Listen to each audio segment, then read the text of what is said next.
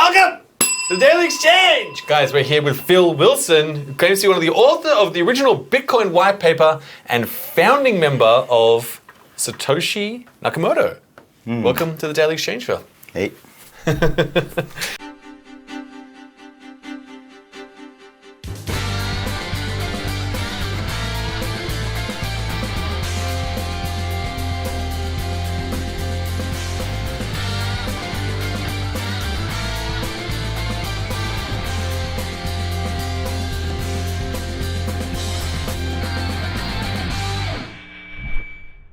Okay, so we're very lucky and honored to be joined by Phil Wilson.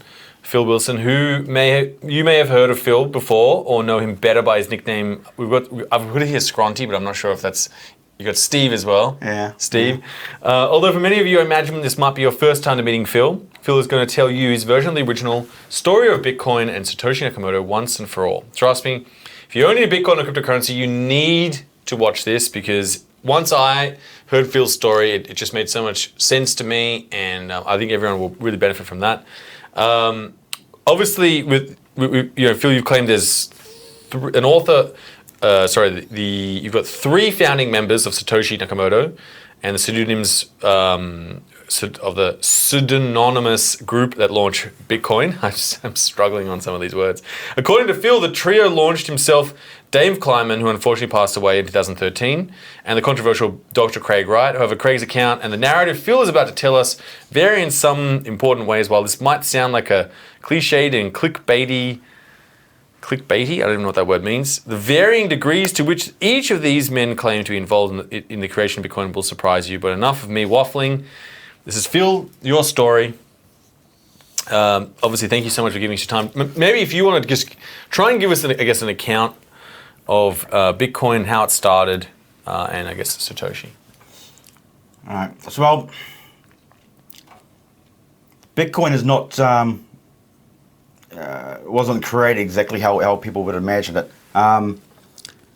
Craig himself was looking at creating a form of electronic cash because he had consulted for the online gambling industry, and he'd been making attempts. He told me he'd been working on it, and this is when we first communicated in 2008. Early, he said he'd been working on it, his version, part time for 5 years and full time for about a year and a half. Which leads into part of the Satoshi Nakamoto backstory. It's when you're building up a character, you use some elements of real life, and by that time, it'd been 2 years for Craig, so we put in 2 years as full-time for Satoshi had been creating this thing, which is just part of the backstory of a character. Yeah. Anyway, so he had been trying to create some form of electronic cash because of online gambling, you had problems with people paying them with credit cards and then losing, and then revoking the charge, or they'd make a payment through credit card, and the online service will say, they say they sent $500, and the online service says, well, you only sent 200. We only received 200. Who's the one that actually is telling the truth? Yeah. So he's wanting some form of workable electronic cash to solve the issue. Yeah. Not only for the people he was consulting with, but so he could license that to all online gambling services. And either late 2007 or early 2008, we roped in Dave Kleiman to help him out because he had written a sort of white paper and he'd done some code, but just wasn't working or congealing or didn't seem to work properly. Yeah. He needs help to figure out what the problems are. Dave himself, even though he's got experience in using crypto tech, he's got no experience in trying to figure out how to make a workable electronic cash. Even though he dabbles with those people in the community. And so Dave, he himself, after 2 or 3 weeks, went out to the community asking for help, to help with his mate's electronic cash project, and whether it was on Usenet or IRC or something else. At that time, I was actually on Usenet forums and IRC in assembly language and hacking groups and stuff like that, as well as crypto at that time. And I saw him asking and saw some of the results of people just putting them down, saying it's impossible. People have tried it, these people have tried it, these people have tried it, it's not possible. And I was interested in seeing if someone could actually create this type of thing. Because if you're going to have a planetary civilization, one of the things you will need is a global currency. Yeah. Not an international currency like US dollar or yen, but an actual global currency using the same denomination everywhere. Yeah. The price of goods will be different depending on how they're transported and where they're grown or made or whatever. But the actual symbol of the currency you're using should be exactly the same everywhere. Yeah. Right? That's where we're heading to. Sometime between now and 500 years, that's what's going to be happening. If the catalyst could be right now, we could have it in our own lifetime. Yeah. That's how accelerated the change could actually be. It's really exciting. But anyway, and so I thought, well, this guy's asking people for help, and they're just rejecting the people that should help. And years beforehand, like in late 2000, in the 1990s, the GIF file format had been sold to someone else, and they decided to enact the patents on it. And so a lot of people started going, well, we can't use the GIF file format. For those that want to pronounce it incorrectly, it's GIF, but it's actually GIF. And so they started making another file format they can use on the new internet. Yeah. All right, and that's when I was on CompuServe forums at that time, looking through the message of all the people talking about what would end up being the portable network graphics, the PNG file format, and MNG for the animation one part of it. And so I thought, well, I want to do the same sort of thing as, if you're going to see a bit of history, be actually right there on the sidelines watching it. I want to be in the group and discussing it, just like I saw with this PNG file format. And so I started talking to Dave privately, saying, well, I'll take a look. And he says, well, no, that him and his mate, whatever, are just interested in getting someone that can actually help. Right? I thought, oh, well, that sucks. And then I talked to him further and gave him my links to Scronty. So Dave knew about my Scronty handle and what I did. But what I did in the Win32 assembly and all the tech stuff in there. And so I said, well, obviously I'm a tech type person, I can learn type stuff. Maybe what's the problem? What the problem is that all these people have got their nose to the grindstone too much. Yeah. They can't see the forest for the tree type thing. And what you need someone is a non-cryptographer to actually help you out. Yep. All right.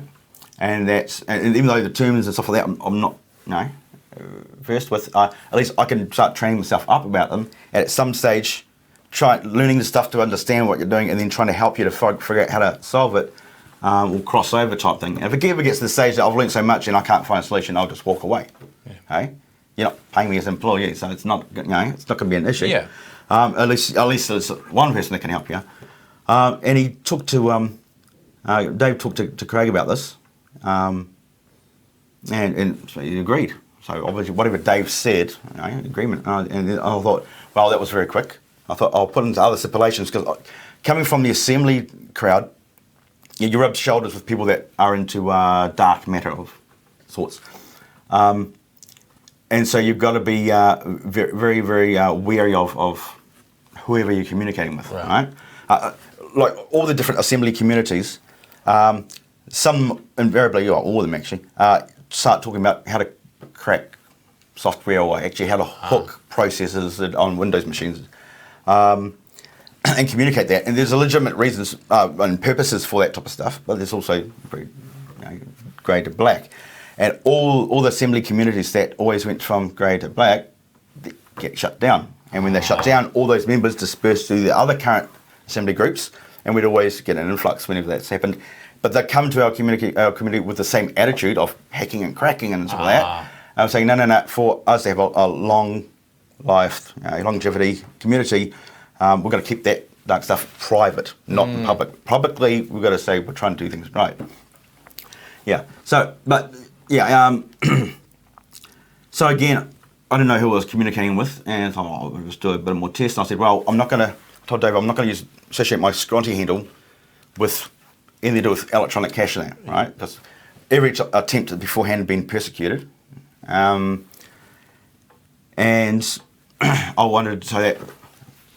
Decade or two later, if people are going to search for my name, I don't want them to search for Scronty and then show all these cracking things and hacking things and all the rest. So far up to that point, I kept it clean. Whenever I helped someone that was just doing some cracking or hacking, I made sure that when they did their little blurb there of, thanks to such and such, thanks to something, I always made sure my name was taken off. Yep. Right? So, except for Scronty, yeah, none of that stuff. So again, I wasn't going to have my Scronty handle associated with this. So if I want to communicate, I can't use my Scronty at scrontsoft.com email, which is what Dave and I was communicating with in that. If we would, for the emails, otherwise we're on IRC and direct messages. And so I said, I'll get your mate, if at some point for to get people in there, to create an anonymous email account, right? And we'll communicate through that. Yeah. Right. And oddly enough, a couple of hours passed, or whatever, and then Dave comes back and says, "Yep, he's agreed to it. What name do you want to use?" I said, "What?" He says, "Right, you're sending up right now. Give me a name right now." Oh. All right. Well, that was very abrupt, and also you'd think give it time to actually think of a name or something like that. But no, he wanted a name immediately, within seconds, type thing. Okay. All right. I'm still not positive what name I used, but from other information that's come over the last 2 or 3 years, I'm pretty sure it's based on my middle name, which is James. Yep. All right. So it's either James or Jamie or Jim or something like that. All right. Is most likely the one I used with them. And of course, Craig uses his name Craig. Yeah. Which I only found out 2009. No, I had an instinct. I thought that it was 2009, but later on in 2011 or so, 2012, I actually found out it was his real name. Yeah. Up until then, I thought it was just made up name, just like mine. Yeah. Right? Like it'd be an uncle's name or something. Yeah. Right? If you're going to do a dark project, you'd be a dumbass to use your real name. That's just yeah. Okay. The only people, even Dave himself said even the like the academics or cryptographers, the only ones that use their real name is because they're officially sanctioned or allowed to do this. They're either academics or it's their job, right? So you got things like JVP or Ian Grigg, and that's like that's what they do as an occupational career. They're involved in that environment anyway. They're always communicating with online with their real persona. David was doing likewise, but he told me that, which actually surprised me, even though I come from assembly background and that. I was quite surprised Dave said that about 70 or 80% of all the cryptographers and academics and the rest are using anonymous handles when they want to dabble in areas that would be frowned upon by their academic fraternity and stuff. Right? Like Dave Kleiman, who was doing computer forensics type stuff, so he could actually do a lot of stuff just with his name. But no, he actually said that some of these other people, at universities and all the rest, they want to dabble in some interesting areas like electronic cash or other type of things. They cannot do it under their real name because if someone does a Google search for them and it gets back, they'll be off. They won't get the next grant and they'll be out in the air. They won't be able to get tenure or whatever elsewhere. So you gotta be careful. And so but I thought it might be 10 or 20%, but he was adamant it was like 70, 80%. Like, that's like a lot. It's like 100,000 academia, and you think, well, there must be, maybe all the assembly forms are filled with people. That's a lot. Yeah, a lot. Whether it's true or not, who knows? That's what he said, but he's coming from, because he would have communicated them with their real name and their handles. Oh, right. So you guys started emailing each other through these new email accounts? Yeah. Oh, right. Yeah. And I remember it's very, very similar, which someone actually pointed out how it's totally wrong.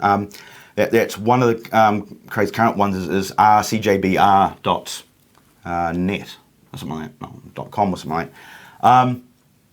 Which rang a bell because if you looked at my old scrontsoft.com site before it was scrontsoft.com, when in 2001, it was using the host cjb.net service, right? Because one of the things was to use this with letters on either side of it, just so that it was first glance, if there was a server that's just got an algorithm running to try and look for malicious or odd type emails, it might be a part of the algorithm is to dismiss Hotmail or CJB or something like that, or only look for that and then and so if we use like that, anyone looking at the glance will just think, their brains will just naturally think, CJB, it's just a free hosting service. Ignore it. Whether they did that or not, I don't know. So when I saw that RCJB, I thought, that's the one we were using. And at some point out, no, that was first created in late 2011. So it was similar, but not exactly that one that we were using right from the start. Yep. Now I've already looked up. There's something going on about, I think about 2000 or so. It could be. So if I had some spare time, I should go through each one to find out which one was he created around April 2008. Yeah. So whichever one was created, not necessarily stopped being used, because obviously recreated a new one, RCGBR, in late 2011, and just stopped using the other one. So they would just keep going and just expired at some stage. But whatever one created around April, that's my best guess at the moment. Sure. Could be late 2007.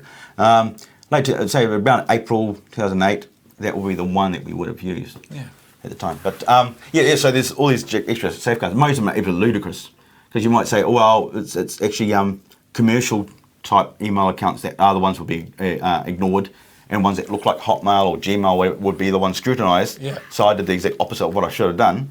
Who knows? But these are the types of paranoid freakdom that will carry it out right from the start. And this was only just so I can start communicating with them. Yeah. Right? So they already had the idea for Bitcoin. Is that, and then they sort of explained it to you, or had that? No. They were trying to.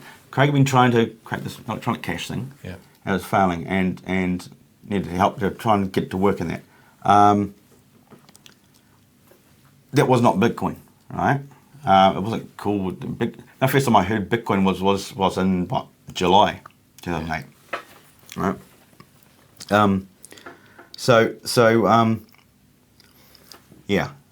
There was no Bitcoin back then.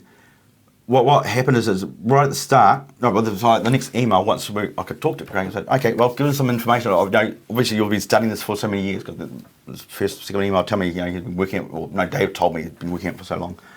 I said, well, since you've studied this stuff, you know what sites to go to get information on what sites. It's got information about rubbish. Yeah. So tell me what sites you go to get information. Yeah. I'll study up on them, and then I'll start reading documents and looking at the code and try and see what needs to be tweaked here or adjusted. And he wouldn't give it to me. He says, "Oh, just Google for it, search the information." And I said, "No. You're the one that's saying that you've been studying this for all these years. You should already have bookmarked links to the best information, and just give me the links." And you wouldn't. And then in the end, he gave me a link. And I'm like, "Oh, this one." And it's one that's got something like 1,000 or 1,500 general links of anything to do with cryptography and stuff, like a generalized one. I think. Not one that he made up. It's just like if you Google at the time for crypto information or whatever it is, there's one big list. All these data, and a lot of these links you go to there, and they've got another 200 or so. So it's a huge amount of data. Wow. This wasn't concise at all. I was thinking, well, he's either bullshitting right from the very beginning and saying he hasn't really studied it, or he's tried to study it, but he hasn't actually understood it enough to actually reduce it to a concise few addresses. I started going through it and I thought, this is just ridiculous. And I've mentioned that on the Bitcoin Origin story. I did put that in about late 2017, the information about, I found a website that was very, very similar to the one I went through and the type of information. And it's goes against what a lot of people have been saying the last few years about the Bitcoin and the Bitcoin tech. Things like, Hashcash, everyone knew about Hashcash. Right? Even Greg said that.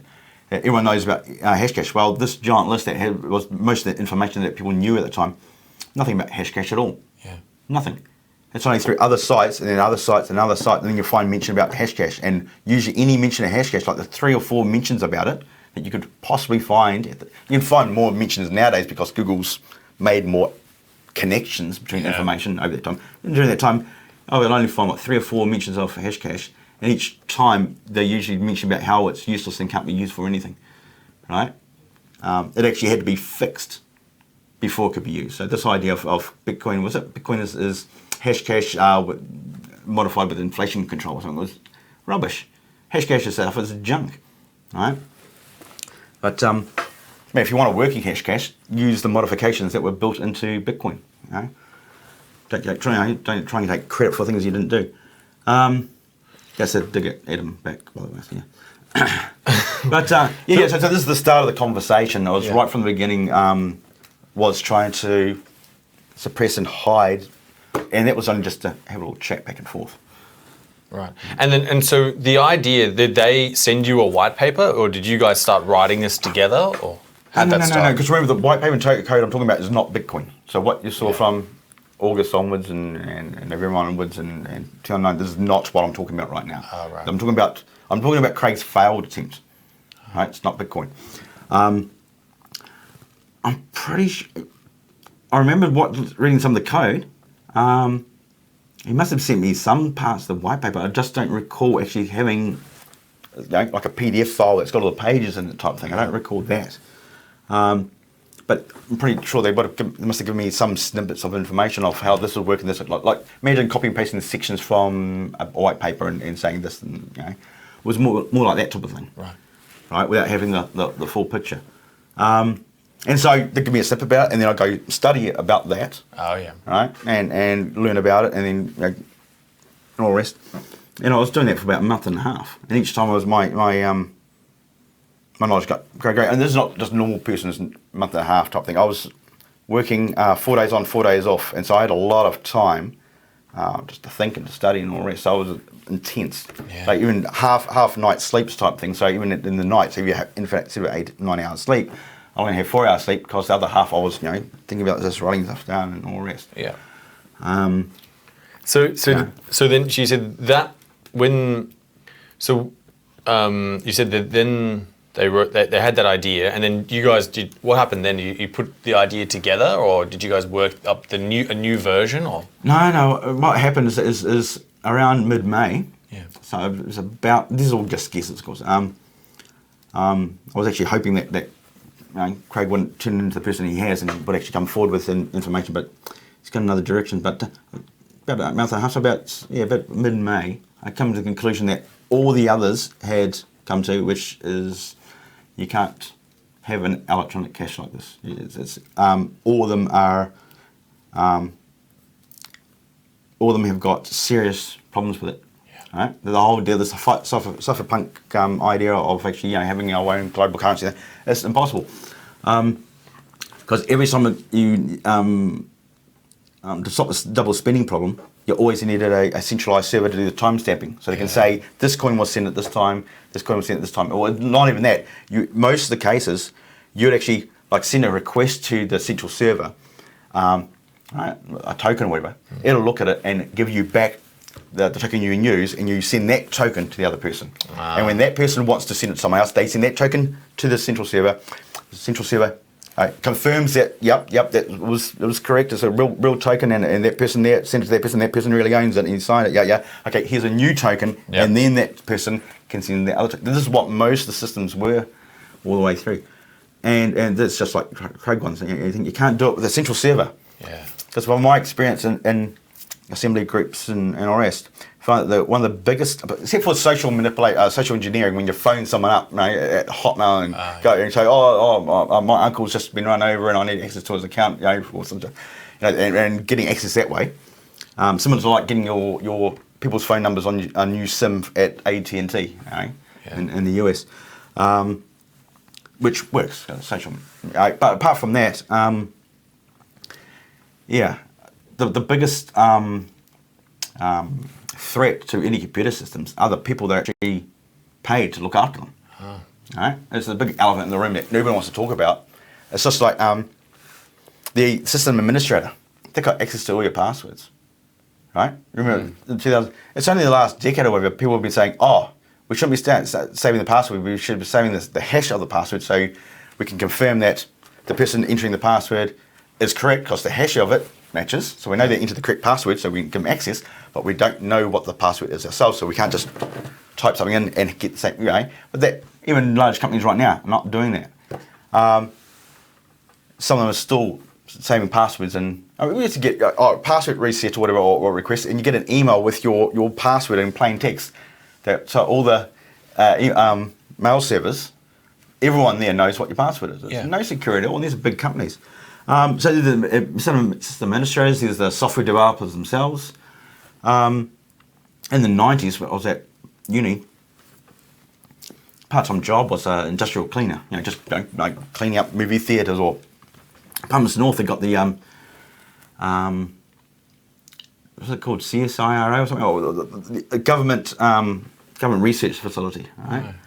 You got butter here called mainland butter. It's soft. It's in the refrigerator. The butter comes out and it's spreadable butter straight from the refrigerator instead of being solid And it was in there that there were actually the machines to actually go through all the iterations to figure out how to pull apart bits of the milk and all the rest and stir it up and recombine it to make it. So they actually invented it. But it was under contract from the mainland company. But so anyway, so when I was there, I was cleaning. And they had screensavers. I feel like Star Trek was this, the best theme of screensaver at the time. So all the, or some of them had, I was thinking, any cleaner, any industrial cleaner, can just walk in here, grab a hard drive, just a screwdriver, open up the case, take a hard drive out, set the settings from master to slave, plug it into their own computer, right? They've got access to it or something, and also they've got access to all the data. Espionage as an industrial cleaner, and so people don't want to admit that when they give the keys over to these cleaners, they've got access to these, all this stuff. Yeah. So anyway, any form of electronic cash has to be protected. If this stuff had to go to one computer server, all you need someone is to get a job as an industrial cleaner at the building that is these centralised time servers are at, and they can do anything they want. Right. So basically, it had to be designed so that even I couldn't hack it. Right. Or people from the community. So I was average. I wasn't moderator there, but I was average. There's some people that are off the charts, smart, really, really, really. Right. And it had to beat people like that. Otherwise, there is no system. Right. And the only way to design a system on that is if you actually dabble in that area in the first place, which people like Craig never did. Okay? Anyway, so these systems with a centralised server, it's never going to work. And there was a lot of discussions of, well, how do you solve that? Oh, we'll spread it over like 6 servers. 6 servers across the whole planet. So that a local person here might be able to go in and muck around with it, but not the other one and the other one and the other one. And they'll go, that'll work. I said, well, no, it's just going to be more organised, right? No, if you're going to be, it's called organised crime for a reason. It's organised. Of course, it's across the planet, across the countries and stuff. Right? They're just going to have to be informed, right? I could actually consult in this matter. And so no matter which way you try and manipulate it, it still comes down to, because you still got administrators in there, you still got company, you've got board members in charge of the whole company. It's only if it's different companies in charge, but then again, companies don't get on well. You've got like Microsoft against Apple and all the rest, and all of a sudden you can't have those people in charge of something that's got to work for everyone because they'll always put their own system first before anyone else. Any contract we have with anyone, when you want to work together, it's all honky-dory and all fine. But as soon as you should still want to part ways, well, that's where the contract's the most important. The most important parts of the contract are when you're breaking apart. And what happens to the IP and what type of notice you're going to give, they're more important than anything else. So if you really want to work on a project together, you don't even need a contract. You just do it. Right? The contracts are there when you want to when it's time to break up. And so say it's Microsoft and Apple and other companies are involved in these timestamp servers. At some stage they're going to break up. It's inevitable. What's going to happen to our money? Right? It's just. So how did you solve that? Well, you didn't. You couldn't solve it. There's 100,000 academics and cryptographers with 1 million years of experience saying it's not possible. And they're right, absolutely correct. Absolutely correct. So I said, well, I'm off the project. I can't help you. And they got quite pissy over it, especially Craig. And he said, I thought you were going to help us figure out how to get it working. I said, no, I said I would make the attempt, but it can't work. So I'm off. It can't work because this. The whole thing will never work. You've got to solve in such a way that the double spending problem happens in a decentralised manner, and that's impossible. All the ways it's been attempted beforehand, it's always reliant on a server. No, it's just not possible. All right. All right. See you later. All right. And so from that point, from my perspective, that was the end of Craig's project because it could go nowhere. This is junk like all the rest. And that was the end of that. Right. And about for the next 2 weeks, I was reminiscing of the stuff I used to do in the Win32 assembly community. This is what, still early or mid 2008. I hadn't done much in the community for about 2 years, so I was no longer moderating because of what happened in 2005, 2006. I got the shits with them and said, well, I'm not gonna put all my effort into doing something just to have people just take it away, right? Which of course annoys me with Craig's behaviour in Bitcoin at the moment. What was happening in 2005, 2006? What was someone was wanting to make a tank game, online tank game type thing, or a tank game, and I convinced them to make it like a multiplayer first, because all games beforehand were single player first, and then they'd jack in multiplayer, and it was just rubbish. Yeah. But everyone wanted really great multiplayer, right? Do that first. And there was about one or two threads in the Win32 assembly community, because I was involved in the gaming and graphics programming. Oh, right. And there's one or two huge threads where I actually went through piece by piece to try and figure out how to get tank wheels on the ground, have them spinning around, have the tank tracks touch the ground and touch the wheels and move and get animated and all this other stuff, and have the train and how it fires off rays onto the ground to get the height and stuff like that and adjust it. Right? Absolutely huge. And because most of the ones at the time were just rubbish, all the tank games or how the tanks moved on the ground and stuff were rubbish. Figured it all out. It's fantastic. I had the guy was programming it up. I think I was using Borland C++ instead of I was using Visual C++. He had a different flavour and different libraries and stuff. But it's starting to get working and getting people from around the world to actually join up and move it around and stuff. We had things like the train was so chunky, so it was like this here, and the tank would go there and get stuck because that'll be pointing down there, and it just wouldn't move. It was solved, but because the stage that was good enough as a demo type thing, and then he was screwed over and had it stolen. The people who took it end up sending threatening emails all around the internet wherever he was discussing it, like all the C++ or gaming forums, and even sent it to the admin of Win32 Assembly at the time, telling him basically to remove it. Because I turned up and it was removed, and I said, well, where's all that information gone? He says about this letter type thing, that threatening letter. I said, yeah, and they said, well, but for IP, the people have taken it, and so it's for IP reasons, go take it. I said, no, that thread proves it's actually my IP, that they might have screwed that other guy over, but they can't take that IP. I could take that and make my own tank game. Yeah. He says, wouldn't do it. And I said, well, even if it's a legal threat, so what? It's going to be thrown out, And he says, it wasn't a legal threat, it was a physical threat. Oh, goodness. So that was the end of that. From that point on, that was like 2005, 2006. So through 2007, every few weeks, I'd Google the guy's name. I don't remember his name now in the tank game. And there was less and less results come back from Google until by the end of 2006, by the time early to mid 2007, there was no more results. So they'd Google it, and then whatever results come out, they've gone to places to the extent of getting Google to remove this information. This idea of Google you stand back and just absorbs all this information, it's there forever. It's not true at all. With the right threat to the right people, data is removed from Google. So by the end of the 2007, I wasn't going to do any more with the Win32 assembly community because I put a lot of effort in it. I've just been totally screwed over. So I was looking for something else. That's one of the reasons why I was keeping an ear out what the community and the crypto community are doing to see if anyone was going to do anything with electronic cash or something. Until early 2008. But anyway,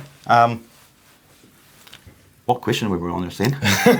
No, I think I just jumped back. No, I think we just. Decade. No, I think you're right. I think, and then I guess that you said that issue or that version wasn't going to work, and then you're starting up a new version, and then I was reminiscing about that stuff while I was doing the stuff. Not just the tech, but I was reminiscing about all the other.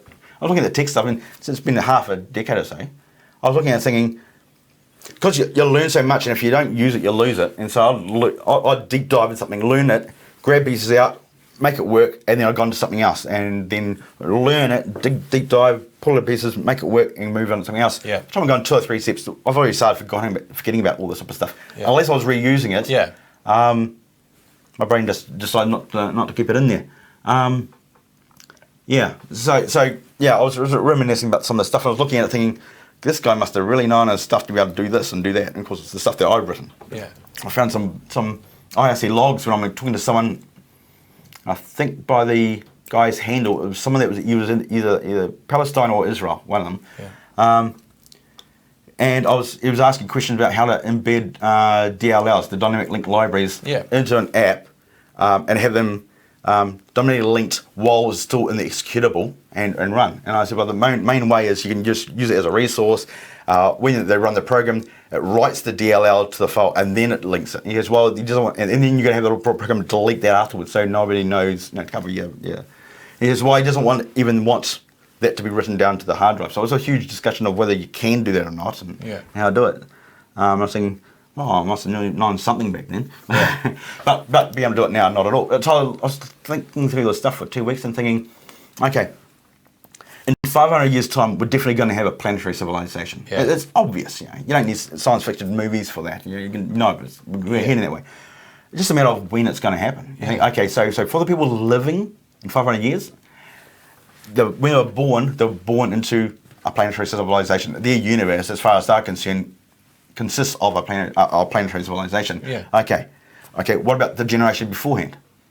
And the generation before? At some stage, someone would have been born and they weren't in a planetary civilization, and they end up being inside. So when did that occur? Did it happen 400 years time? Yeah. So up until the next 400 years, it's just a mess that we've got right now, and those living after 400 years, the first generation or two have to get used to this idea of we're all one people. And by the end of that century, it's just normal. Just like we expect vehicles and computers are. People have been born the last couple of decades, computers are just there. They've always existed in the universe. How could they not ever exist? Yeah. Right? Same with cars, right? And aircraft. Well, for them, as far as they're concerned, there's always been a planetary civilization. What are you talking about? How did it ever work beforehand? Oh, that's right, it didn't work beforehand. Right? Okay, was it 400 years time? Well, maybe 300 years, 200 years. Sometime between now, we're not living in a planetary civilization, we will get there. I was thinking, well, if you work way back, maybe it was in this century, maybe in the next 50 years, that's in our lifetimes. Hey, what if the catalyst was happening right this moment? Yeah. All the changes happening. What if the changes, something's happening right now that in the future, people say, oh, well, if you look at that and look at that, it's obvious it was going to happen. Well, that's only from that perspective. Not from forwards, Not from the perspective looking forward. You don't see that and you don't see that. Yeah.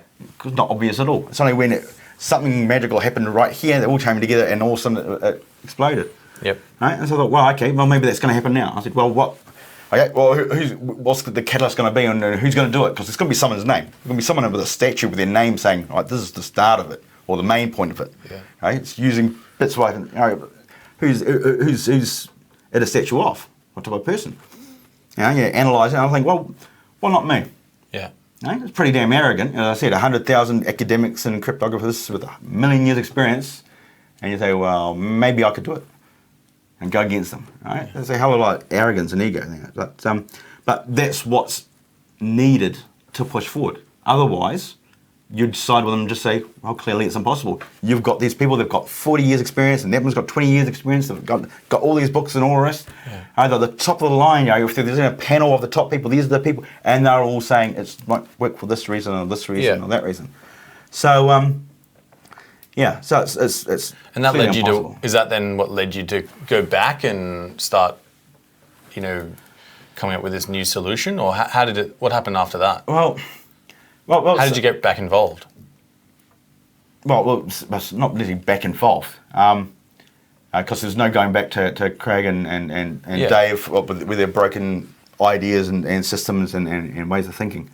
So I've nailed, because I've found the book, I know it's round about the first week of June. Oh, yeah. Right? Because the book itself has got a timestamp, like there's a sticker on it, and it's got a date on it, a sale date type thing, and it's the late May 2008.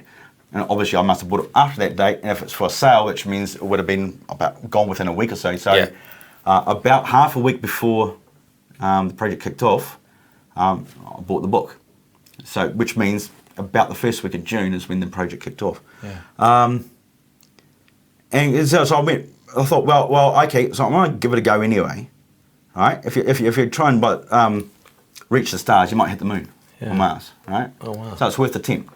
Even if you completely fail, and you should fail, a million years of experience saying you're going to fail, it's worth the journey anyway. to make the attempt. Yeah. Okay?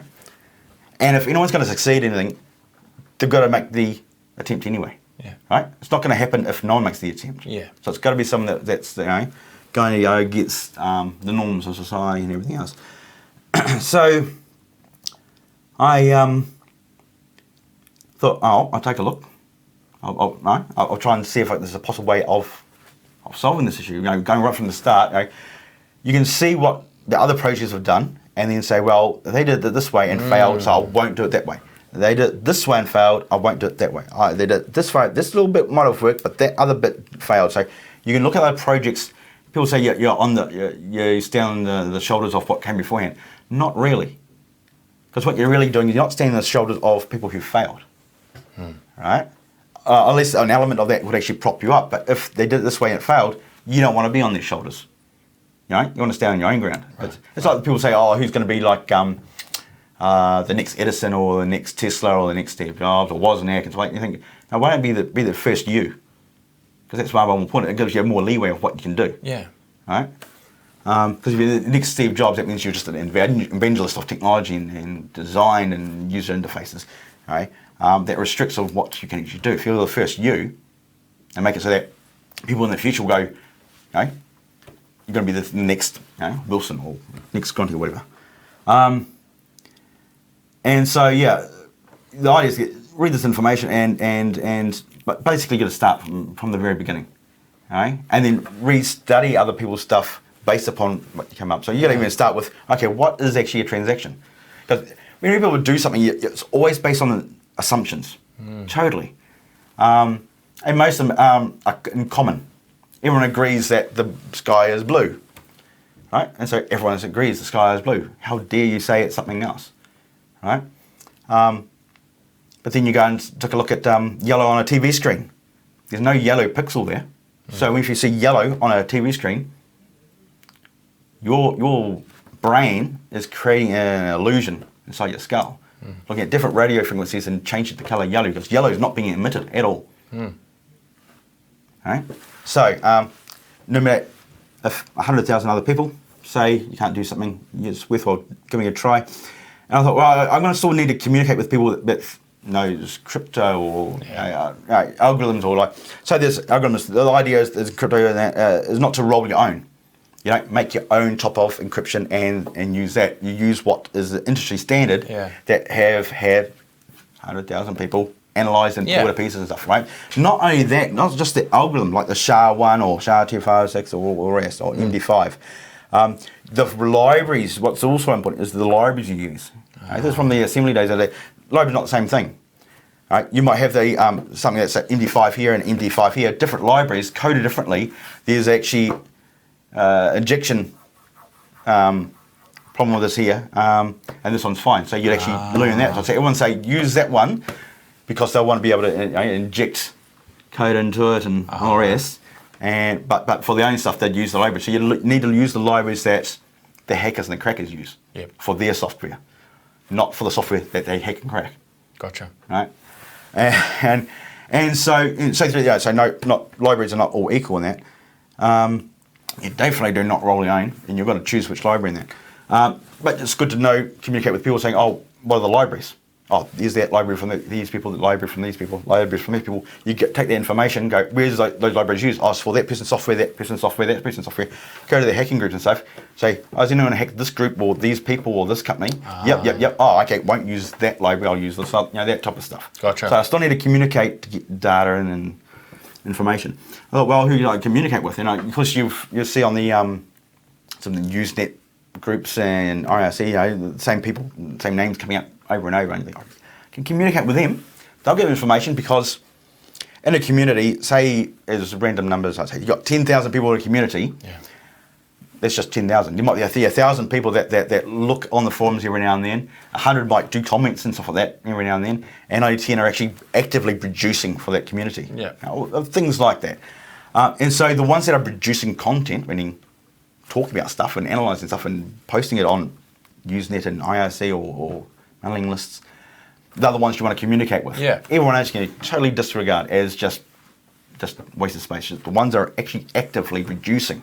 Not even the ones actively talking about the consumption side of it, That's more like customer support. You want the ones that are actually producing. Yeah. And there's a few like that. And I'm thinking, okay, I can communicate with these people. And I thought some more. And I thought, right, okay, I still want to do this with protection. Protect as much as possible. And these other guys, they actually created this anonymous email account for us to communicate. And I analysed how people were talking and discussing. I thought, is that type of person someone that would actually, if I asked them, would he go away and generate a new email account for us to communicate secretly? Yeah. No. But I went through all the active players at the time, and I come to the conclusion that this is one of the traits that Craig's got that nobody else on the planet has, that I've never met before. What's that? Which is he would actually go and create an anonymous email account for us to communicate. Ah. All right? Nobody would know. Someone asked me to do it, I'll do it, but it's that frame of mind that's different. All right? I mean, he's got his issues and all that, but he has got a mind that's different from all those others. And I thought, well, it'd be more ideal if I keep the communication up, but I went through these guys, if I could get David and Craig to keep on board and communicate via them. Yeah. Okay? So I can keep the secret communication of the email, but still communicate with those people that are active in the community by basically asking Dave or Craig to ask them this question, get the reply, give it to me. All right? Gotcha. So it's got a barrier of protection there. And I've got this guy that's got a different enough brain than everyone else, that he's got drive, right? Which is really important. You don't have to be brilliant if you've got drive. Drive can make up for brilliance, right? Like that guy Thomas Edison or whatever, right? He wasn't very smart. He might have lots of patents, but that's because he had the drive to drive other people to do the work. Yeah. Right, the light bulbs existed. Everyone thinks that he invented a light bulb. If light bulbs existed, he just improved upon it to make it commercially viable in a large scale. But he didn't do it. He employed other people to do it. So he saw it was smart enough to get them to focus on that, right? So you involved Dave and Craig to do the communication. I think you said that the other day as well. And then so then did you start to? You said you needed some decentralized way. Did you start to then write some code, or how did you begin? Well, all it was what I did during the Win32 assembly days, right? A lot of people like ask a question, try and build up a community. Someone asked a question of how to do this in Win32 assembly. Well, even Win32, you look at Windows 95, Windows 98, Windows XP was the main one at the time, of how to use this dynamic library and this dynamic library. And I'd be curious myself. And of course, I was involved in this area. I didn't know all this other stuff. And I'd read and wait for the answer. And I wait a day or two and no answer. I thought, oh, well, I'll go and research it myself, figure it out. Make a little thing I call a proggy. Proggies are like small, I call it a small program that does one, it's like an instructional example of one specific thing. For instance, a proggy might be on the toolbar. And the toolbar at the top, it's got open and save and paste and other tools of how do you actually create logos, put it up the icons and have it displayed and stuff. And then later on, rebars come along where you can actually grab that toolbar and actually put it anywhere you want and rearrange them. And I thought, well, this is a program that just does that. You can't use them. You click on it and it'll say, the button's been pushed. But it doesn't do anything except that example of how to use that. So I call them proggies because they weren't even real programs. Yeah. And I think I'm the only one that's ever called them that. It sounds silly out loud, but when I type it, And so I'd learn it, at least some small example, and I'd explain it to them, and I'd just give the zip. Yeah. They're all gone now, because the things have been archived. And so I made all these programs, and at the same time I'm learning about, so I learned about WinSock, I learned about IRC, the IFC, the request for comments for IRC, and be able to make a little program that can actually use it to communicate and keep alive the connection.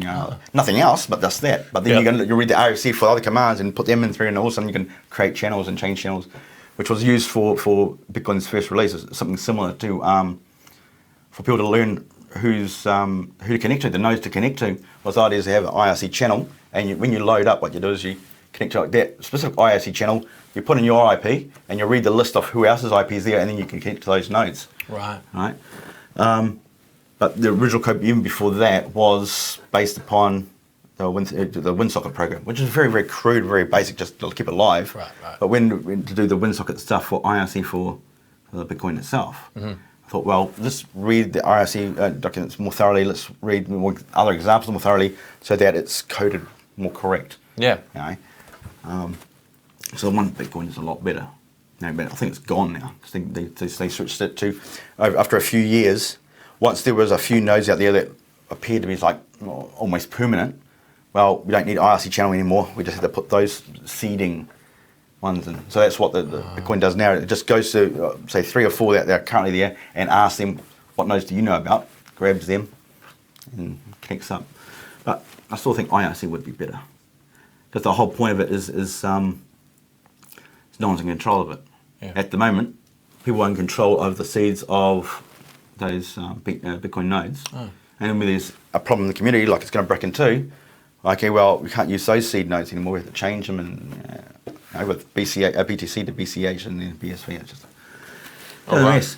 But so you said you started coding these little proggies of the Bitcoin. Of the elements. Yeah. But the very then, first thing was well, what's a transaction? And you think, okay, a transaction is transferring something from me to someone else. What does that mean? Okay, it's a digital file. Is it financial? Is it any digital asset? Like an image be the equivalent of a transaction. What does it mean by transacting with somebody? Not necessarily financial. It might be like bartering. Anything. Right? Does it mean it's one way? I think most contract laws, when it comes to something being transferred, there's got to be reciprocal. So it's got to be a two-way. There's hardly anything in law that allows a one-way transaction. So even years ago, people had that. Oh, I want to pass this company over to this person. Well, you can't just give it to them. So they say, I'll give it to you for $1. The person gives them $1. Oh, the company's yours now. I don't have to pay any taxes through that or whatever it is because it's someone else's company now. The laws are brought in that it's got to be valued, and so you can only pay the value. And so even breaking it down. Okay, so if I give you a transaction, say at a dairy or whatever, corner shop, you buy a product at say $5, you hand over a $10 note, and you get the product, so it's worth $5 and $5 change. All those type of interactions, or you're buying $10 and you and you got $10, or you're buying something that's worth $10 and you've got 2 5s, or all these different types of interactions. So I think, okay, this is what a transaction is. Try and code a structure that holds all these different values and stuff like that, crudely first, to find out all the different ways. At one stage, the idea was to have an address for the equivalent of 1 coin, 2 coins, 5 coins, a quarter, 20% fees, 50, a dollar type thing, right? $2, $5, $10, the equivalent, right? So you'd have your own personal. So when you generate a wallet, all of a sudden the idea comes from. This didn't happen, but in the mid '90s, again, just before going to uni, which while uni I did industrial cleaning, but before it, I was got a taxi license since I was driving a taxi. Oh yeah. And of course you had the float. Oh yeah, the little coin things. Coin float, right? Yeah. Right. And what made mine, which is why the memories are still so strong after these years, was because every single taxi cab in the planet are automatic vehicles, right? Except the one I drove. Because I was just a driver, right? I didn't own it, but it was a manual. Not only a manual, but in early 90s, New Zealand government deregulated the taxi industry. So taxi licenses were worth like $250,000 or almost worthless overnight. Great influx of new taxi companies in New Zealand. I was working as a driver for one of them. And of course I had manual. And for dispatch, instead of having a dispatch office, they took calls inside like a CB radio in all the cars. And many of the others didn't. I mean, my accent's atrocious now, but back then it was, pretty good. And since my accent was a bit clearer over the radio than anyone else, I got the job of being dispatched. Oh. And so I had to keep in my mind where all the cars are, where they were, if they just dropped off or about to drop off at that location. Call comes through, I've got to pick up my CV, talk to the person, write down the details of the address, and then dispatch someone. Whether it's myself or someone else to whoever's closest to that spot type thing.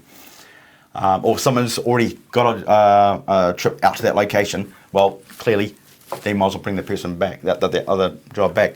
But I was also driving the taxi. Yeah. So I might be at a rank, and one of the times a passenger come in, they're telling me their address, I'm running down their address, so calls coming through, I'm talking that, getting the other address, trying to picture where everyone's got to go. Then I've got to put in the first gear, clutch, first gear, pull, indicate pull out, write another note, make dispatch. And so my hands were like this. My hands were hardly on the steering wheel whatsoever. Oh my God.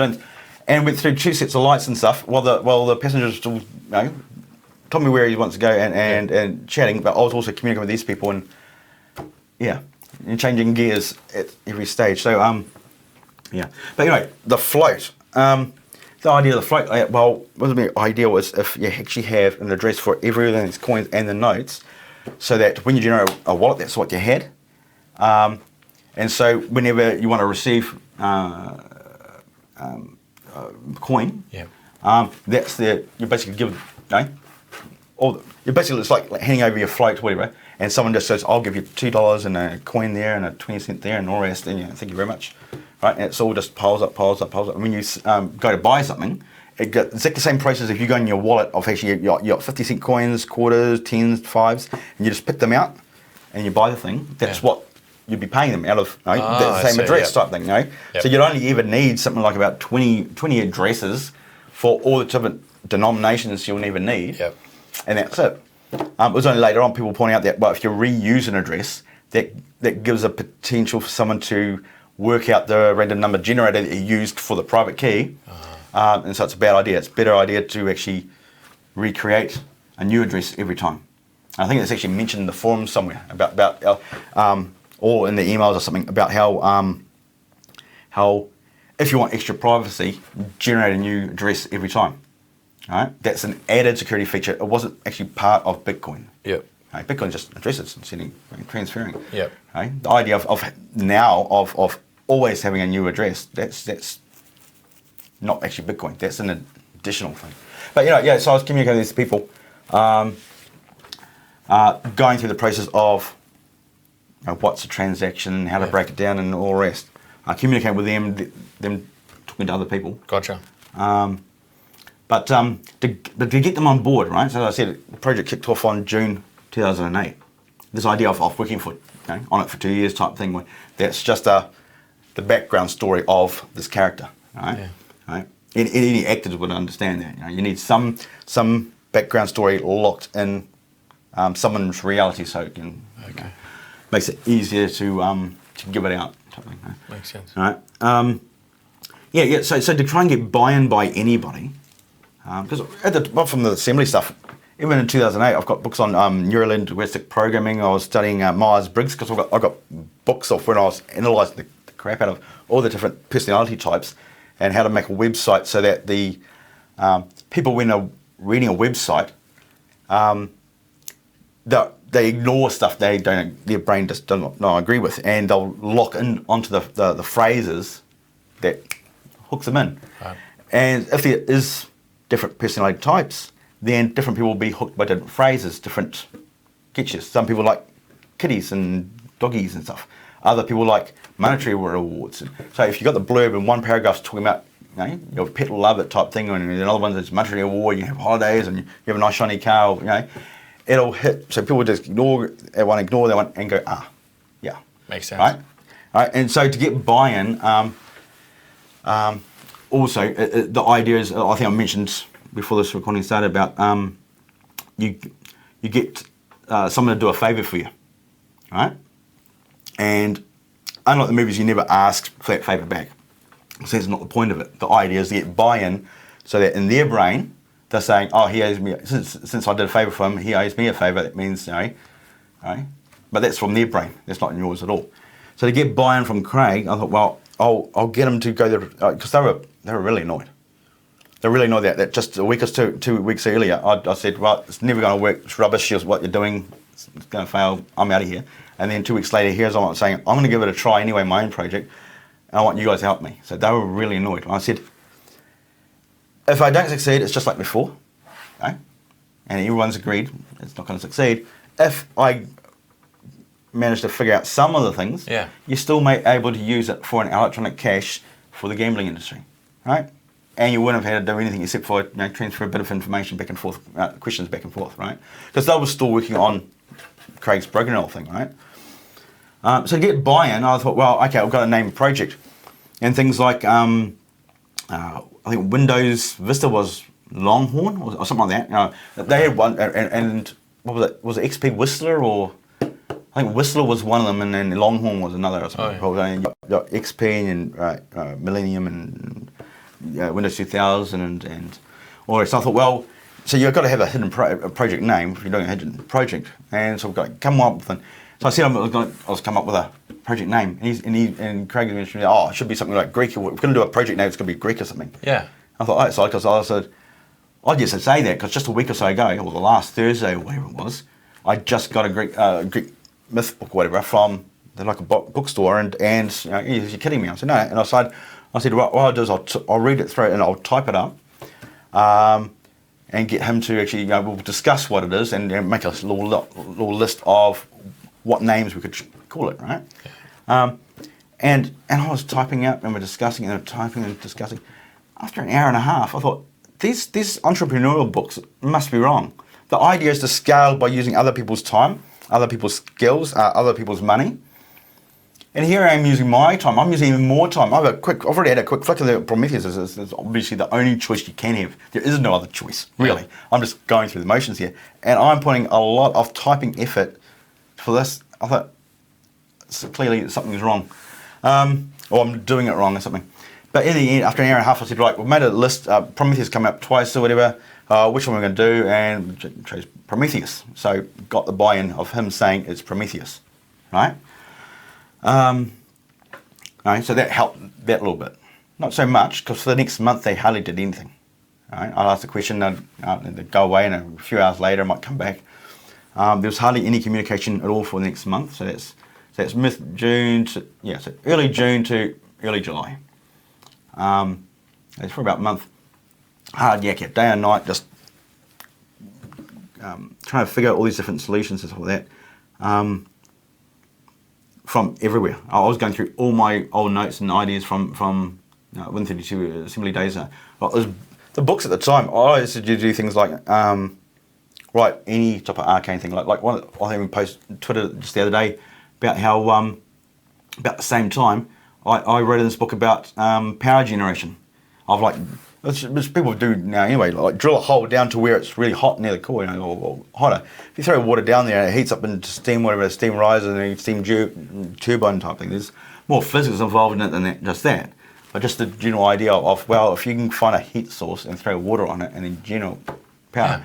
Apart from the manufacture of the equipment and the maintenance costs, that's ongoing power, like geothermal in New Zealand, and hydroelectric and things like that.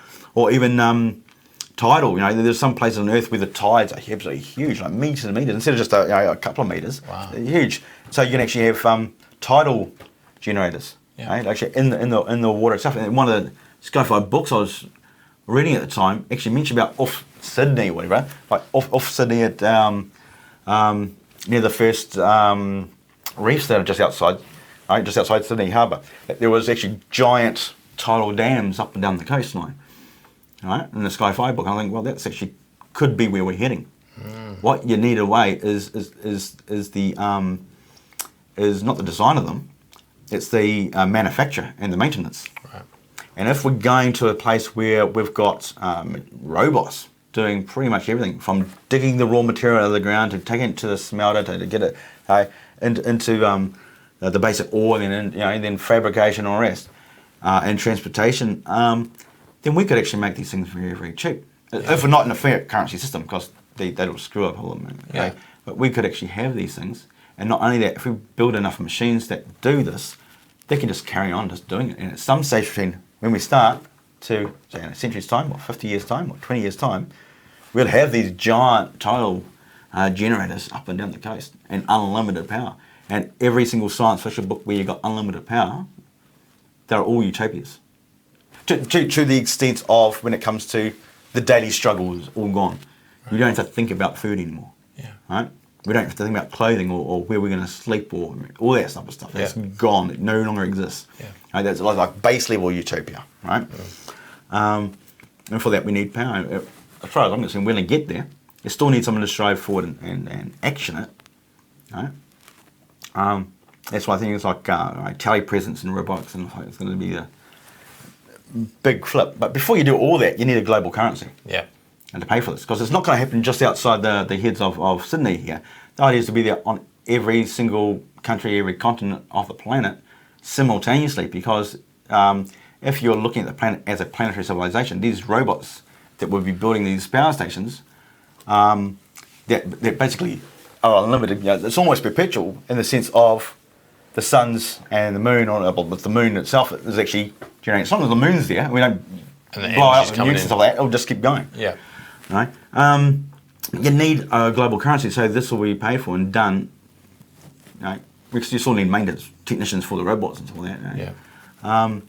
And fuel sources and whatever else, until it's up and running. But the idea is to do this simultaneously across the entire planet. That's never happened really before, because everyone's so nationalist and patriotic, thinking that, well, it's okay to wave a flag, but you shouldn't be murdering people over it. And people sort of don't take that step. When it comes to state governments, they forget that state-sanctioned murder is murder. So if it's bad for me to murder someone, bad for the state to murder. Self-defense is one thing. But a lot of these countries and people, they're actually going to their neighbours and killing themselves. They're not killing themselves, they're going to neighbours. The neighbouring village or the neighbouring state, or not even the neighbouring state, half around the world. And violence at a distance type thing. For the advancement of technology, it's good, because human beings, one of the great thing, the greatest tool users ever existed, but one of the great things we can do that better than any other creature is to have project violence at a distance. And if you look through human history, the more advanced civilizations or groups are the ones that could project violence further. And so shooting a missile half around the planet and then nuking millions of people, that's high tech. It's very advanced. Shame the brains behind the button are not, but so you can be for it and against it at the same time. But so I got buy-in with Dave and Craig, and again to ask questions and stuff, all just minor stuff like transactions, you can do it this way, do it that way, and stuff like that. And so whoever they were communicating with so this is June-ish, 2008, some of them out there should have actually received questions, asked very, very simple basic questions on just plain, what's a transaction, what's a digital asset, can you break up like this, break it like this? Yeah. How would you be able to send a digital asset here, whether it's money or whether it's a digital photo or anything, and have it reciprocated, so they send a coin back. It might be to a repository so So one of the other ideas with being able to lock this data in and not being changeable comes from the old World War II, when you had nations going through other nations, absolutely destroying it, stealing goods, taking property and all the rest. When all the dust settled afterwards and things changed, a lot of people that owned this bit of land or own this bit of land, they never got it back. And a lot of it they didn't get it back because these state governments on both sides just had records disappear. You might have heard stories about boats and cars and that being taken from Europe and transported by US officers back to the US. That's theft, right? But they were looking at the Western Europe as, well, the process of war type thing. We take stuff just like they did in the Middle Ages. It's crazy. I thought, well, okay, one way to fix that situation is state governments have proven themselves not to be trustworthy. All of them have, as far as I'm aware. So it's best, if you're going to have a planetary civilization, you don't want those people in charge. Or at least the types of people that would actually go to a course on political science so that they can go through the ranks of a party and then take control of the country and have laws made up and all this other stuff. Well, if you're going to go and do a political science course, that should actually rule you out from actually ruling. Right? This is the wrong concept, wrong mindset. If you want to have a planet, if you want to keep things the way they are, that's ideal. Right. If you want to head towards a planetary civilization, you're not learning that in political science. You're learning nationalism and statism in political science, right? So again, this is what everyone else does. I'll do the opposite, and we might actually get where we want to go. So, yeah. So for a planetary civilization, that's yeah. Where are we going to go? What, have I answered any of these questions? I think like on Saturday. I think Bill, you were talking about like, so you were making these programs, and you were sharing them back and forth with Dave and Craig, and then this file structure with this work, and we exchange information like this, and then you were talking through email, and then I think eventually someone must have written, you know, who wrote the Bitcoin white paper. Well, you can't. So that's where it's backwards compared to what's ever come before. Usually people throw out a white paper and then they go, well, let's see, can any of you help me try and build this thing, right? I read a bit of that Nick Szabo fellow about his big gold thing years later, right? The signal to the current cryptographers, we said, oh yeah, it's based upon B money and big gold. It's not, because those are just talking documents. They never existed. Bit money never existed. Bit gold has never existed. Even Nick Szabo had the same thing. Oh, here's this thing. Anyone like to help me code it or something? So he doesn't even know it's going to work. So you wrote the white paper after coding it. I had to know it worked, or else I'm just a gas bag like anyone else. Right. Anyone can say, well, like from the gaming industry, right? Because I've been through to assembly, I was involved in the games and graphics, right? I made little token games, nothing that was commercial. Yeah. Like always going to the game development sites and everyone's always getting people going there and say, I've got this idea for this game it's like this game and you've got elements of this game, but this is my idea and don't steal it. Okay, well, where is it? Oh, I need some help coding it. But this is my idea, and the idea is 95%. I'll just get you have 5% of the profit. So you wanted to make that's all bullshit. I said, so the idea of saying, oh, this thing could be like this or like this means nothing if you cannot execute. There'll be a million ideas. The one that gets executed is the one that's going to be succeeding. And I'm not going to waste my time just repeating what other people have done. I want to make sure it works. And so to do that is to actually practice. Okay, if this communicates, what happens if this, you've got a server here and a server here, a client here, and you're communicating, and they send this data this time, this data is, which one would be the correct one? Makes sense. So you wanted to make it first and then write about it? At least the core elements of it. You gotta remember, if you read the white paper and then take a look at the Bitcoin client and what it actually does, they're very, very different. Yep. They're very, very different. I mean, you almost think that it's not really exactly the same thing at all. Yep. You know, there's elements that are similar. The simple payment verification thing is not even in the white paper. Is not out there. It's something just starting to exist now from other people. Right. And so with the when you said so we wrote the code first, and then you were sharing this with Craig and Dave, and then who wrote who actually wrote the white paper at the end of the day? Like, how did that come about? See, a lot of this stuff comes down to people's perspective or their definitions of what they mean by words like what do you mean by Satoshi Nakamoto and all the rest. In this case, when you say write the white paper, well, I guess the draft or people might think just like others have done. They go type down and they have a few ideas and they write it down and they say, "There's my white paper." Right? That's not what happened at all. We've got to have this bit or this bit. Oh, we'll have this bit. This works and this works and this works. I will put this in there. And a lot of it is once it's figured out how this would actually jump together. And then the big breakthrough was the proof of work system. Yeah. Right. That was like almost like a golden nugget type thing. Yeah. Without it, as I said before, everything I looked at, almost every case it was a failure. It's something that could never work because of how they were thinking of using it. Yeah. But if you use it in this different way, not quite like Hashcash, because it needed to have the difficulty adjusted dynamically. Yeah. Hashcash hasn't got that. That's why it's a failure. Right? It might be okay for the casual email type, spam type thing, which it was designed for, but for a digital currency, you need it to be more dynamic and adjustable. Right? But and so once gone through that system and then went through all the process of, okay, if this actor did this, how would the others react? So going through some of the game theory ideas of if this person perceived this person was doing something, how would they react? If they perceived this person was doing something and they weren't doing it, how would that, and how the whole system works. So that no matter how the actors, good or bad, played the game, the system would still continue. Right. Makes sense. Right? So it would be actor agnostic. Okay. Which also means you can scale up to state. Ah. Where you got Russian and American and China doing these things and manipulating stuff and doing them, mucking around with nose and trying to civil attack each other and stuff like that. It's got to be able to work with them. Right. It's got to scale up to that level first. If they just jump in straight away, it's obliterated, you know. So you kind of put all the pieces together. Yeah. And so once out of all these little pieces, you think, right, these are the ones that go together like this order there.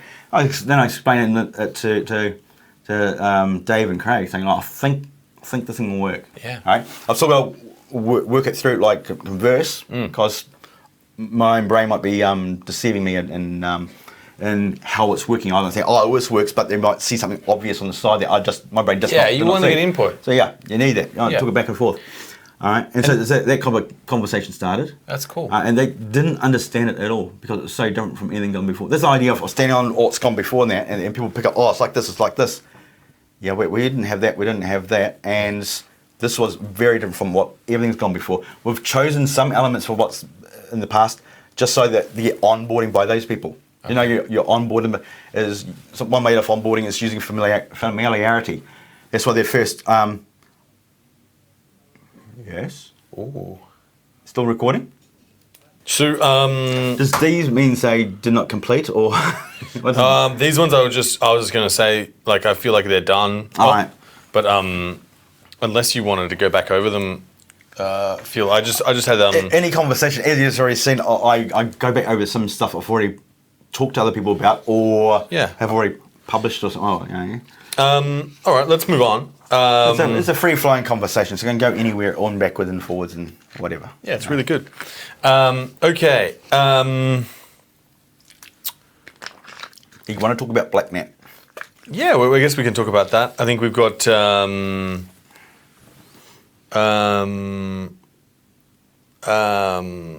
are you with time at the moment?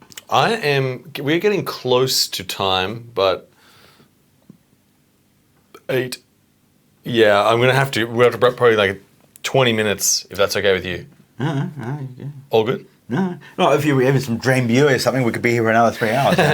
Seems like everyone else has another life than me. But, all right. I don't know if you want to go through some quick ones. Well, they obviously want to talk about Blacknet. Blacknet? Do you want to talk about that? Well, we'll might as well cover that so it keeps them happy. Okay. All right. Where did Blacknet come from, I guess? No, well, hey, for all I know, that might be that thing he was working on. So it's a form of electronic cash. Maybe it was Blacknet or whatever. Right. I don't recall what he actually called it at the time. But what's come up lately? Excuse me. What's come up lately over the last month or so? Was Craig's caught out lying again about the history of Bitcoin by taking the published version of the white paper, or at least the first published version. It was published 1st of November 2008, Australian Eastern Standard Time in the morning.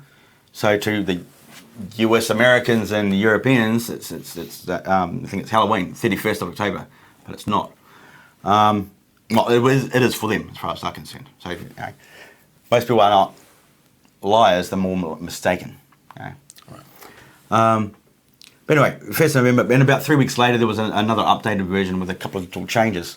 I'm pretty sure, someone's got to check that, but I'm pretty sure the first published one had the Vista Mail account on it. Oh, yeah. And the one in 3 weeks' time had the GMX Mail account. Right.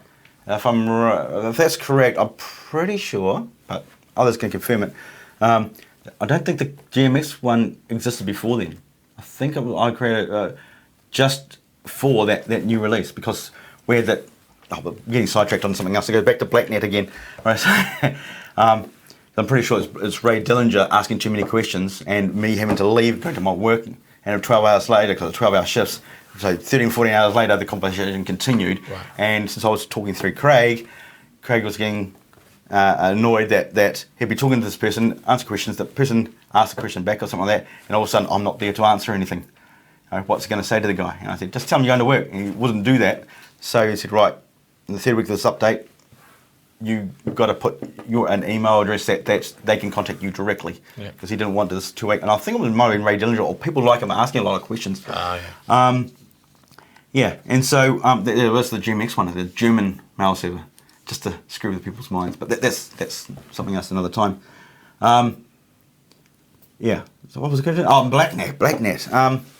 Yeah. So the white paper released 1st of November 2008. However, it had been going around cryptographers and academics since about August or so. Right. Around there, maybe late July or maybe August, around there.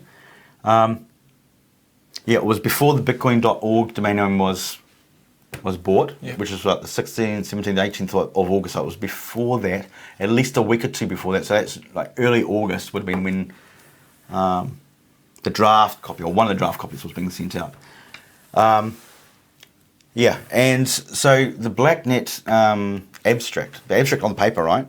So apart from getting all these, when we're assembling the white paper, that get all this information, me explaining it to Craig and to Dave and all that, and them saying, what does that mean? And I explain it in simpler terms, and they say, oh, what does that mean? And I explain it in simpler terms. Oh, well, how's that connected to that? And I explained it back, forth. They really didn't get it, so each time I had to, from about, like 10 paragraphs, I had to reduce it to like 5 paragraphs into 2 paragraphs, make it as simple as possible. And that's what we use, just copy and paste that, because it's condensed explanation in the most simplest terms. That's why the white paper is written so differently than any other cryptography or academic or other paper out there that any high school student can read, because I had to explain it in very, very simple terms to these others that still didn't get it for months later. Just, it seemed to work. They didn't have a clue. But after you got the different sections, you got to have an abstract, because all white papers have abstracts. You got to have introduction. If they wanted me to write an introduction, they couldn't, because they didn't understand it. So I wrote an introduction, concise summary. Right.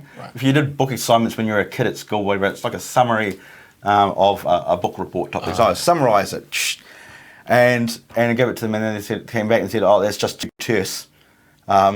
It's too blunt. Can you puff it up a little bit or something like that? Make it, I said, no, you asked me for an introduction, that's my introduction. And I said, we can't do it because it's just do that. And I said, well, you use that as the abstract if it's so terse, because the abstract is supposed to be terse.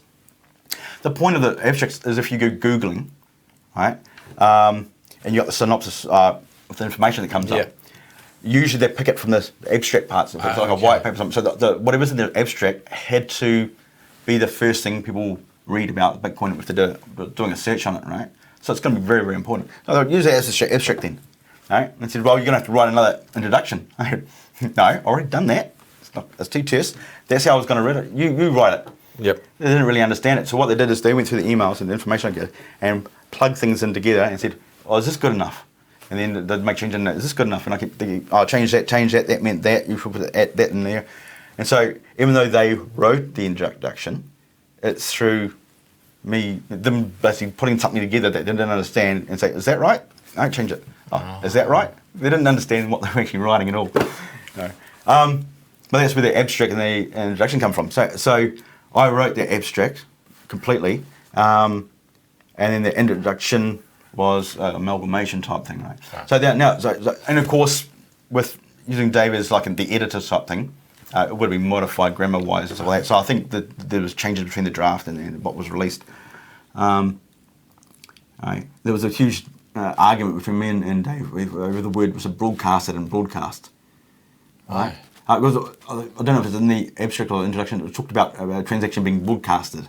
Right? It was originally broadcasted, and I can't remember if it was somebody that put it in or not. But I always wanted to be contrarian, and whatever was accepted, I'll do the opposite to see if their argument stands up.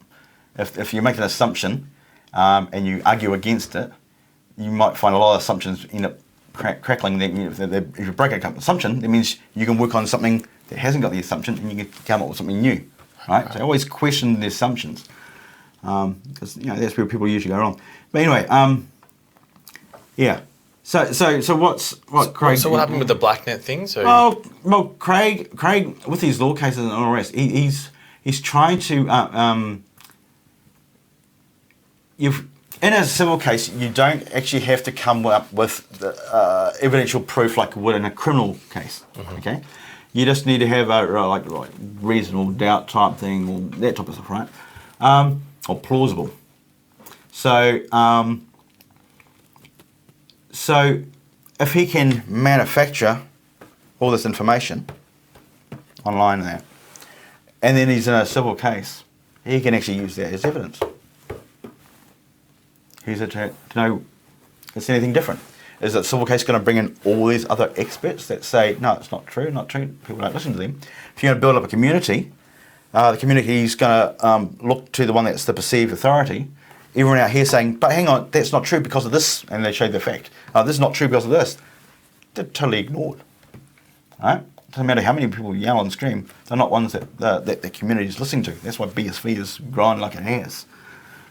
It's also collapsed in certain areas as well, but yeah. So this Blacknet, he's got to establish that he's Satoshi Nakamoto without validating that he's Satoshi Nakamoto. Singular, not plural. He's got to prove that, at least in the court of social media, that the GMS account was his. Because if he cannot give a plausible reason how it is, then people will say, well, hang on, that's the number one main Satoshi one. Vistamail was used to communicate with on mailing lists and other people. However, that's the main one. That's the one on the white paper. That's the one that was on bitcoin.org. Right? You cannot say that was not his. So he's going to make it plausible. Say, okay, well, so that was used, emails used on that white paper. The white paper is, say it's written by Satoshi Nakamoto. That means the abstract must have been written by me. How do I prove that abstract was written by me?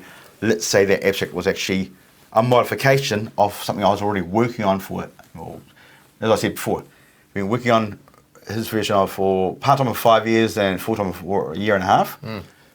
Or by the time the invention was out and the paper came out, he would have been working part-time of 5 years and full-time for 2 years. So instead of 7 years, then you go, oh no, then he's gone 10 years, now he's gone, what, 20 years? At one point you're saying he's been working on this for 20 years. Really? Big failure, much wow, eh? You've been failing for 20 years, and magically he's just got it right.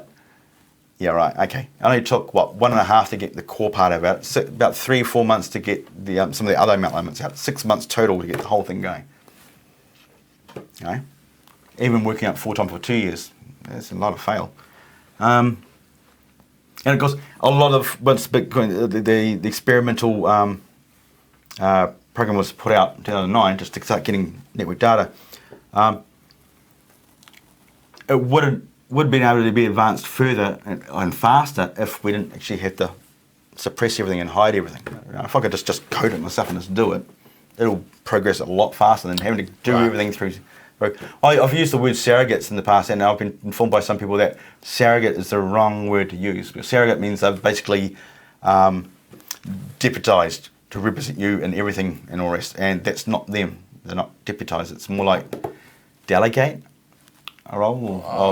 Something like that. It's not surrogate, but yeah. If I was working with it directly, yeah, but you couldn't because this is a fake project. The blackest of them all because. Getting sidetracked on this thing here, we've got to go back to Blacknet, right? Remember, write down Blacknet so we go back to it. Okay. Right. Yeah, but the thing is, the problem we had, and people might say, oh, I just didn't think it's rubbish or whatever, but at the time, I pointed out, and this is one of the reasons why we with Satoshi Nakamoto instead of just our real names. Originally, even on the draft, it's going to be our real names. Just as we formulated the white paper, after I was, at the same time, I was doing little programs and testing it, and I kept thinking, this thing ain't breaking. And they go, what do you mean? I said, no matter what I throw it at, what angle, whatever sort of game theory type of angle the actor's going to play and how the code's done, it's not breaking at all. I think this might be the solution. And not just a solution that will give it a go, but this might be the solution. If it is the solution, we should not be putting our names onto it. At least not straight away. Okay, so why not? And I said, because in every person, whenever what state they live in or which country they live in, or they reside in, they've got treason laws and monetary laws. And most of the monetary laws say if you go and print your own money to debase the local currency, you're wearing an orange suit the next day. Okay. And when it comes to treason laws, whatever your citizenship is, on your passport, if you do anything, the treason laws in all countries, even if you do anything against that state, right, the state's interest, you're wearing an orange suit the next day. And this, if it worked and it looked like it was going to work, because I kept throwing stuff at it, different ideas of what if he acted this way, how would that respond and all the rest. Look, if this worked, that's fiat we will end up having a global currency. Okay, that means it's against all the monetary policies of all the countries of the world. Right? So they stop on people if they like Liberty Dollar. He got silver and actually stamped his own physical coins and was selling them something like that. And he got stomped on. He was doing that in the US. We're doing something that will debase the fiat currency or record in every single nation across the planet. That's a lot of orange suits. Dangerous. Yeah, that. And the treason laws, no matter where you are, you're also getting, and there's some nations that I've read about that, even though they didn't have capital punishment, they still had capital punishment for treason, oddly enough. So in general crimes and stuff. So you didn't want to put the names on that? And so the idea is once it's out there and we find we're not going to get persecuted, we can just do an update and put our names on it. That was always the plan after a year, so you put our names on it, right? But right at the start, it's better than you're safe than wearing an orange suit. Of course, I'm wearing these shirts, so... yeah. So yeah, that annoyed the hell out of them to not actually have a name. But back to Blacknet. Yeah, so he's got to try and put evidence out there. So if someone did a Google search, because that's what a judge would do, they say, get the information, wait one moment. They go into the back office, do a bit of Googling of some of the information, and Craig would want some of that information when they Google this to say, oh, Blacknet 2001, blah, blah, blah, this is the abstract, looks like it. Oh, it looks like the real one, looks like it's telling the truth. And they'll make a judgment based upon that, right? We don't have a justice system, we have a legal system. And there's going to be a judge going to be making a judgment based on that type of stuff. So he's got to have evidence generated. It doesn't help that when people type in Craig Wright, it says fraud. You know? So he's got quite an uphill battle to overcome himself. Oh my goodness. Right? Yeah. So what Blacknet did, what he did is he grabbed the abstract that was published on 1st of November, modified it to make it look like he had written it about 6-7 years beforehand, and everyone pulling out there saying, hang on, surely it should look like the draft copy of the abstract, not the final copy, because the wording, let's say broadcasted, or some of the, or whatever, one of the phrases that was changed was the change that was in the one that he'd put out there. So it's very clear. He modified the published one, not the draft copy. So was the draft copy, everyone's seen the draft copy that's different to the current version that's out there now? Only minor adjustments, like some grammar corrections and adjustments, but it's mostly the same, like 95%, 98% exactly the same. And why did the draft get updated? Because things like broadcasted, or some of the wording was not as clear. So one of the people that it was sent to would have said, what does this mean? I'll better make this clearer by just adding this word there. But then he used the one that was updated. That was updated, which was the updated text, right? The updated sentence, which is obvious to everyone. So he was in a rush and he forgot, or he's done it on purpose, why is he... It doesn't make sense at all. Why would we be suing people now? He's suing people right now that say he's not Satoshi. So, like, how dare you say I'm not a bottomless snowman, or whatever I am, and I'll sue you if you say I'm not. That doesn't make sense. Prove you are. Or shut up. Right? It's just crazy. And then he does something like this, which is a blatant plagiarism. Beforehand, he's taken all this up. In the last 2 or 3 months, he's changed, but now he's saying he is Satoshi Nakamoto, or he was Satoshi Nakamoto, and then he's saying he wrote this, he coded that, and it's lie after lie after lie. I don't know if he'll be able to prove it. He wants to prove it in a court of law. I'd be very interested to see what documentation he comes up with. Because I was communicating through with him, he should have the information. But if he had the information, he would have published it already. Right? All these haters will just disappear overnight if he actually just showed an email saying he was in communication and said this to this person. Okay. Right? And so there are a couple of books out there. There's the 35,000 word essay by Andrew O'Hagan, published in the London Review of Books, titled The Satoshi Affair, based on his book The Secret Life, 3 True Stories, which is essentially about truth in the digital age.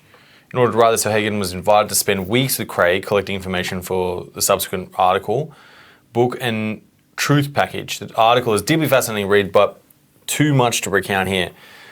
So as part of his time with O'Hagan, it is present at several interviews, including one with the BBC. And after publishing his article and spending weeks with Craig, his PR team, Calvin Ayre and others, trying to prove Craig's claim as Satoshi, O'Hagan does an interview about the whole thing with the London Review of Books. And I think we've got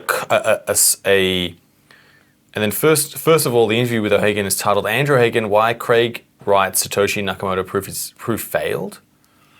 I don't understand why that is, but in the interview, O'Hagan highlights Craig's deep discomfort with being interviewed, that he appears as though he doesn't actually want to be doing any of this, and that he simply does not feel comfortable being asked directly, are you Satoshi Nakamoto? Let's have a look at the clip. I don't know if we're going to have a look at this clip. Do we have the clip, Joel? Yeah. We're going to kind of see it, yeah. But you can say, hand on heart to me, I am Satoshi Nakamoto. I was the main part of it. Other people helped me. Why did you feel, though, that you had to come out, and why did you feel you had to keep secret for so long? Okay, so he asks, what do you think about that clip, by the way? Have you seen this before? Oh, yeah. Yeah, I've seen that one, and also the one he was swearing at a Frenchman or something like that. Yeah. Anyway, yeah, it's quite...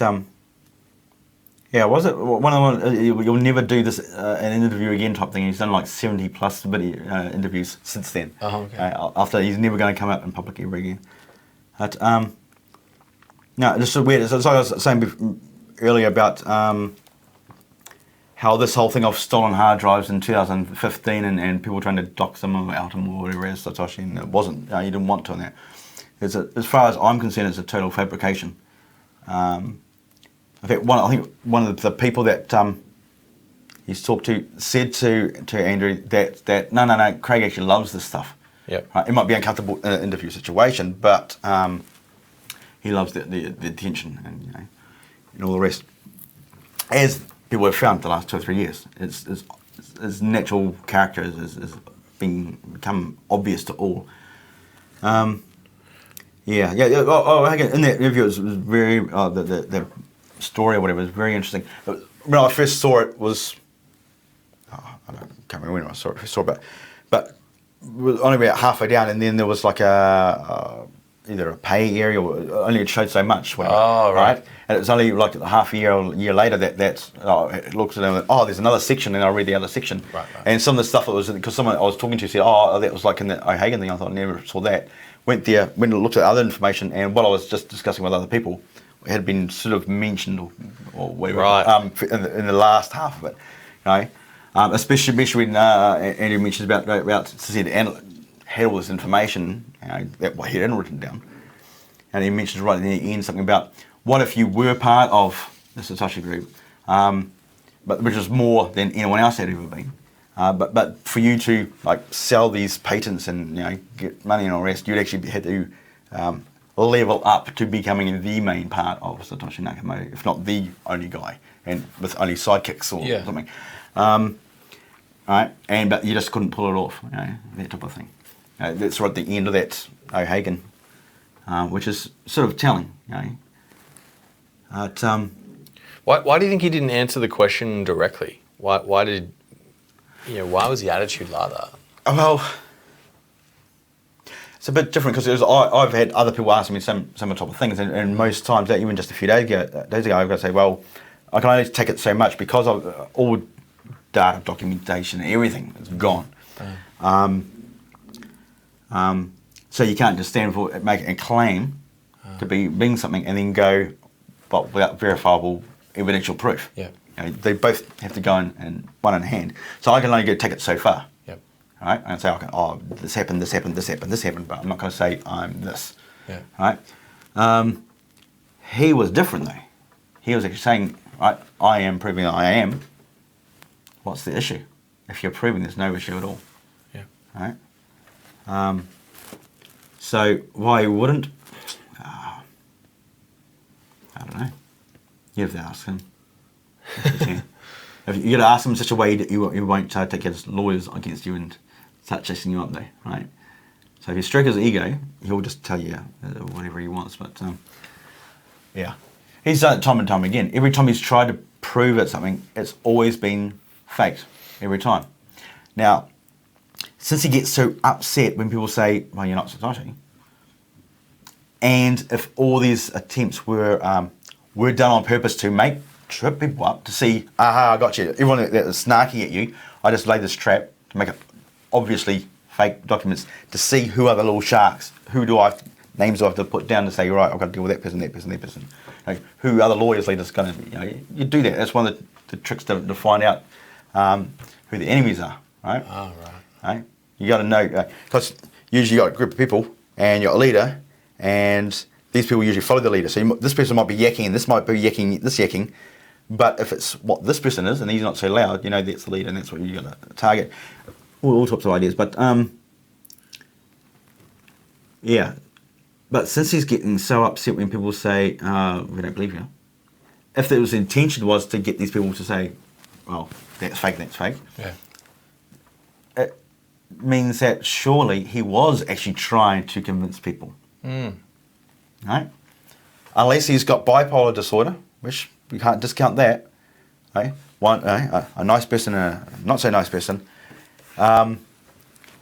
It's pretty clear by his reactions to people calling him fake Toshi and fraud that those attempts were attempts to be true and to be taken as truthful. All right? And if, I said beforehand about it's like Nigerian scams or whatever. You don't want intelligent people following you, right? And so someone's trying to ring me. Anyway, yeah. So you don't want the smart people following you, because you want this community to only listen to you and ignore the ones that say, "Hey, that's false, that's false, that's false." It's the only problem occurs is if when these people are saying, "Hey, that's false," and these people can actually hear them because they're part of the same social media. They've got to try and make it a closed system. So I think what's happened in the last few months in that is that the people, the naysayers, are just too vocal, and so they're trying to do legal threats or whatever to try and close them down. Oh, right. That could backfire in a huge, huge way. All you need to do is have someone stand up against them with the evidence, that at least be able to present the evidence to a judge. They're going to go against them in a big way, because you're looking at damages, you're looking at lawyer fees and all the rest, right? He'll be charged back against him. Frivolous, full lawsuit, really. Again, it's like I said before, get information, the judge goes back, does some Googling searches and comes back, and as long as information is presented of, this is very fraud, this is the real document from the white paper, this is the draft from it, a couple of months earlier, this is a Blacknet one, there's just a change of the published one, right? As long as the judge is actually given that information, then they'll go, the integrity of Craig is in question. Right? So he might be losing in a big way, but we don't know how it's going to go at all, because you need people with funds to actually pay for lawyers, which usually means, as I said before, we've got a legal system, not a justice system. Right?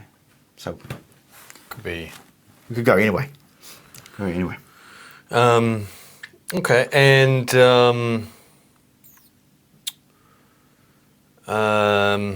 we've got a lot of other, there's other topics here about the Tulip Trust. I think something you talked about it before is on the 1st of January 2020 is a big date. Do you want to talk a little about that? I don't know if it's the 1st of January or not. To keep myself safe, with the barrier, not only the communication, but certain, say, damning information being on my computer, the idea is I task them to do something, but I only want to know whether it's successful or not or whatever. I don't want all the details on my computer, so that if any IP is leaked, right, and someone grabbed my computer, they can say, well, these are the guys that did it, right? Most of the information, like Dave do it, because he actually had practical experience using Tor and setting it up and making sure it's, the IPs are correct and that. Craig played around a little bit, but I hardly ever. I think I've used it twice. one to test and see how it works. Another one was during 2010, so I could test the current system, and then I could set up a post so that if any newbies come into the community and try and set it up, they'll see something like, was it Bitcoin? One of the virus scanners was saying the Bitcoin executable was a malicious software, or had a virus in it. Or whatever. It was just, they just do pattern matching. There's antivirus software. Talk to that guy John McAfee or whatever. Yeah. It's very, very simple. That's just pattern matching. There's this pattern inside there. Yeah. Well, this pattern is for this virus. That might be a virus. Simple stuff. So there was something in Bitcoin code. It just happens to how the bits and bytes orientate itself to make it look as if it might be alerted them to it might be a virus or something. And so I did it, saw this alert, got screenshots, put on the board and said, so that if anyone else does exactly the same thing, they'll search for it, come up with that thread, and see people resulting saying, "Oh, don't worry about it," or "Do this," or blah blah blah blah blah. Right. Yeah. But what was the question? Oh, just with the Tulip Trust, I guess. Oh, Tulip Trust. First of January 2020. Well, yeah. There's a delayed transaction. Yeah. So as I was saying, I tasked them to do something. I don't know exactly what I didn't want the information on. So it was Dave that was setting all that up, and I wanted to set up in a certain way. And he asked me, I need this information. I gave him some information, but I didn't want to see what the actual result was, so that if someone grabbed my computer, they can't say, "Oh, it's that trust and there's that company and that blah blah blah and that transaction, that account," and I don't want any of that stuff. Right. I want that stuff on their computers, specifically Dave, because he's the computer forensic expert. He knew how to protect his stuff, like really giant long passwords that will never be broken anyway, and all this other stuff, right? Yeah. Dave is someone you could trust, not Craig. And so with the Tulip Trust, there was a few ideas of what's supposed to happen. What actually happened, I don't know. The keys, which has been tweeted about lately, were originally supposed to be. They're all a bunch of private keys and public keys. You're supposed to generate new ones, transfer the old 50 BTC coins from the addresses from the 2009, 2010 to these new addresses. Yeah. You keep those private keys. Yeah. Those private keys are put into a trust. Yeah. Sorry. The signing of that transaction, you get a raw transaction, right? Yes. That raw transaction, those raw transactions are supposed to be put on memory sticks or whatever and put in a trust somewhere, and the original private keys are deleted. Because since people were boasting online, they were spending thousands and thousands of dollars on private investigators to track us down, or track down who is Satoshi or who is behind Satoshi, right? Really? On the Bitcoin talk, you take a look, there were people boasting about it, right? And I was thinking, well, if private people are going to boast about spending $1,000, what are 3-letter agencies doing right now? Right? And so we got to protect us in such a way that if we spent just one coin from any of those addresses, they'll all be sniffed at the moment. People will be running software right now, just keeping an eye on all of the 2009, 2010 addresses. If any of them move, right, they'll have the programs running on ISPs all around the world, right? They're not individuals, not the one, but the 3-letter agencies and stuff, right? You got Five Eyes where the US government can't spy on US citizens, but New Zealand can. So they get New Zealand to spy on US citizens. New Zealand government can't spy on New Zealand citizens, so they get the Australians to spy on them. And the Five Eyes are basically looking out into each other's stuff because they've got laws, privacy laws. They can't do anything against their own people, but they can be in cahoots with other countries and have them, pretty malicious actors in all the state governments. So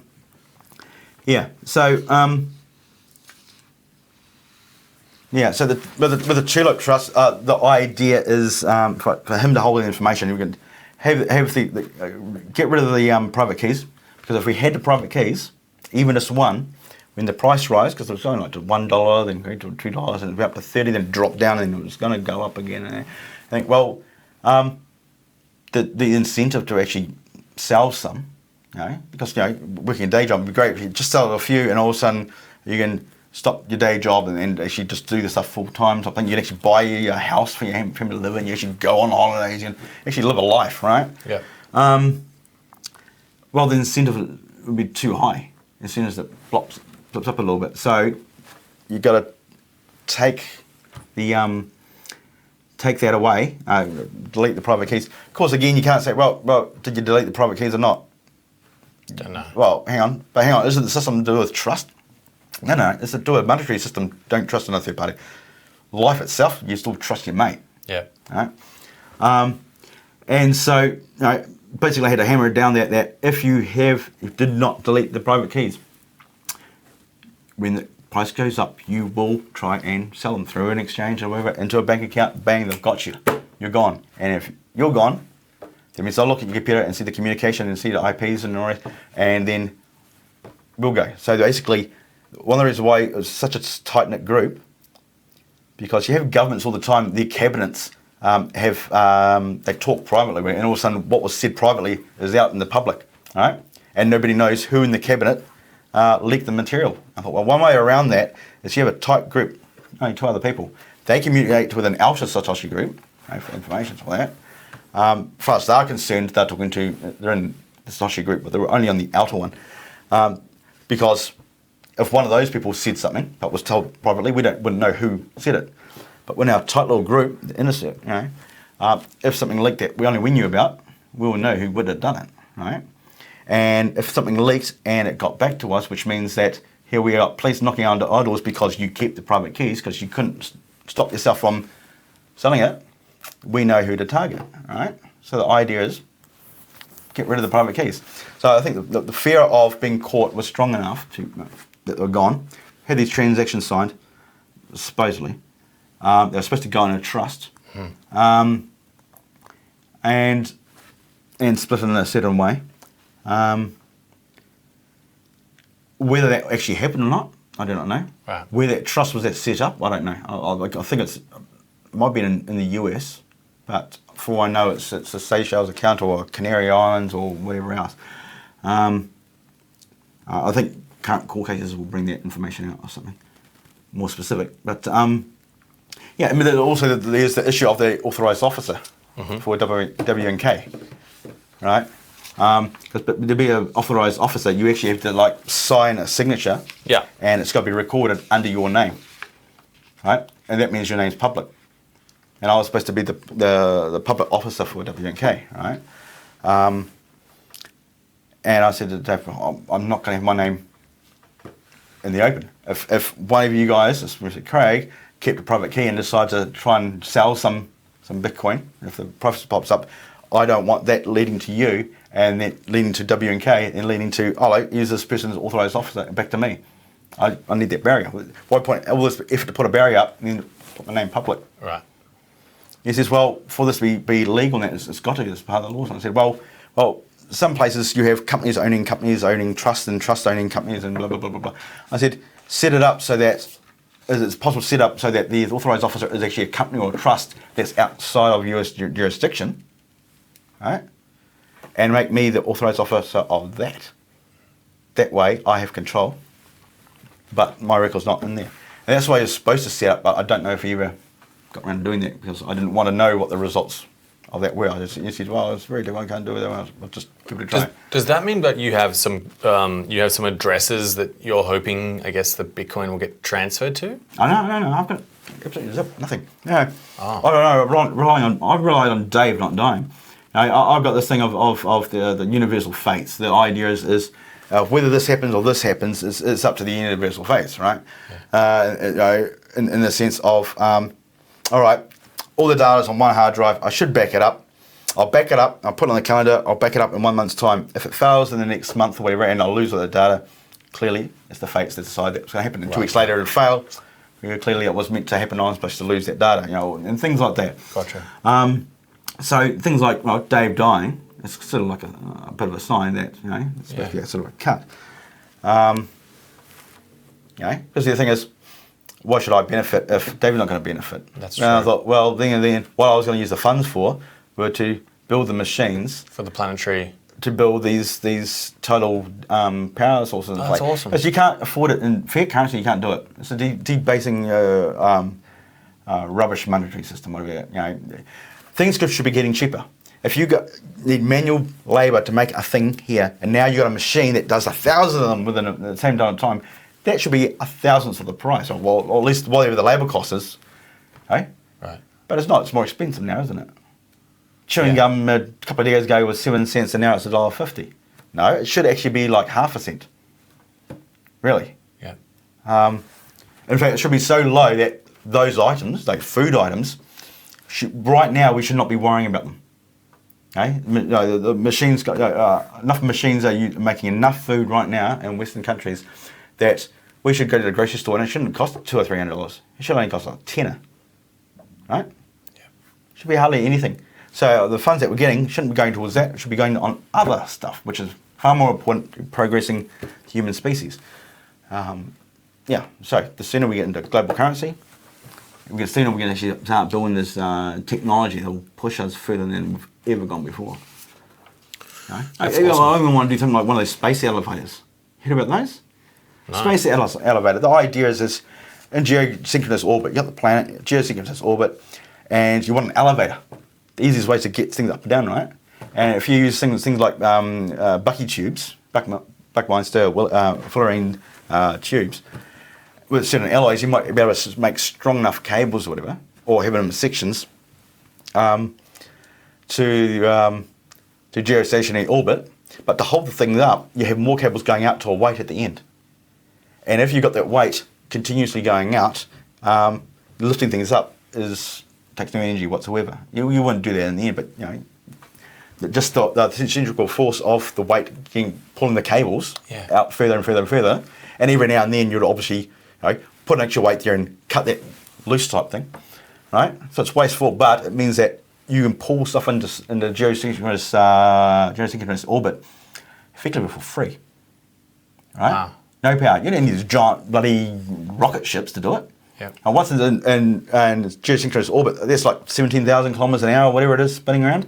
So you just need that other chunk to get further away to the moon and Mars and stuff. The biggest amount of energy is getting from ground level to geosynchronous orbit. I think it was what was it? Elegant? No, Elegant's the wrong guy. I can't remember the guy's name. Talked about satellites and stuff like that. Wrote science fiction books, but he talked about having these satellites as well. Yep. They're not satellites; these elevators. Right, so that's not going to be paid by a fiat currency system. Yeah. But a global currency where it's a currency where the initial big chunk of those coins are mined in the first few years. So when it gets off to be a global currency, those coins that only took a few $1,000s worth to actually, or a few $10,000s to generate, are now worth trillions. And that trillions are owned by people that want to push technology and the human species forward. Yeah. Right? At the moment, many of the rich, they only want it for themselves. Yeah.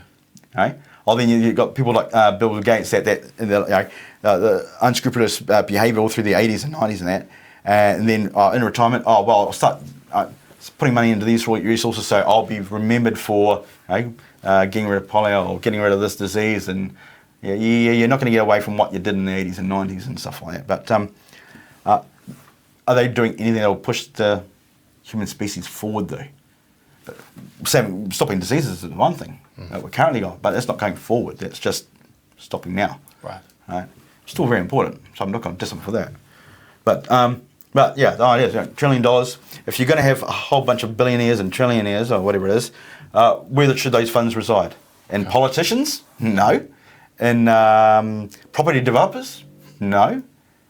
In people that are like social media? No. Probably people that all want to push build tidal dams and space elevators and all this other stuff. And with a decentralized deflationary currency, where the bulk of it is actually mined early, you can do that. That's true. That's the whole. You notice the inflation rate or deflation rate and the rest. And Bitcoin was never mentioned in the white paper at all. Never mentioned. Right? Could be inflationary, could be deflationary. That was all figured out later on. Thinking, okay, what do we want? We want planetary civilization. How do we get it? This and this and this and this and this. Okay, we'll code it like this and code it like that. Right? That makes sense. It's meant to do that.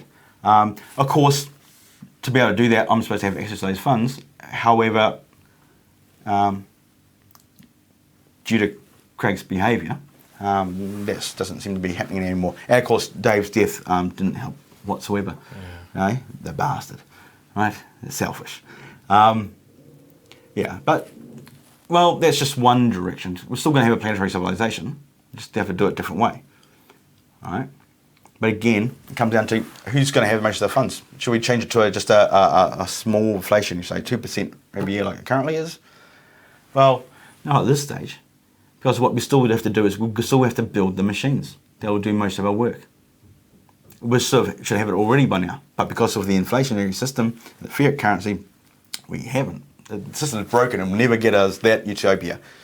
Bitcoin can get us there. So I've just got 2 more questions, Phil, because I know we've covered so many things. Pretty much knocked over so 2 more many questions, that's what, 4 hours? Yeah.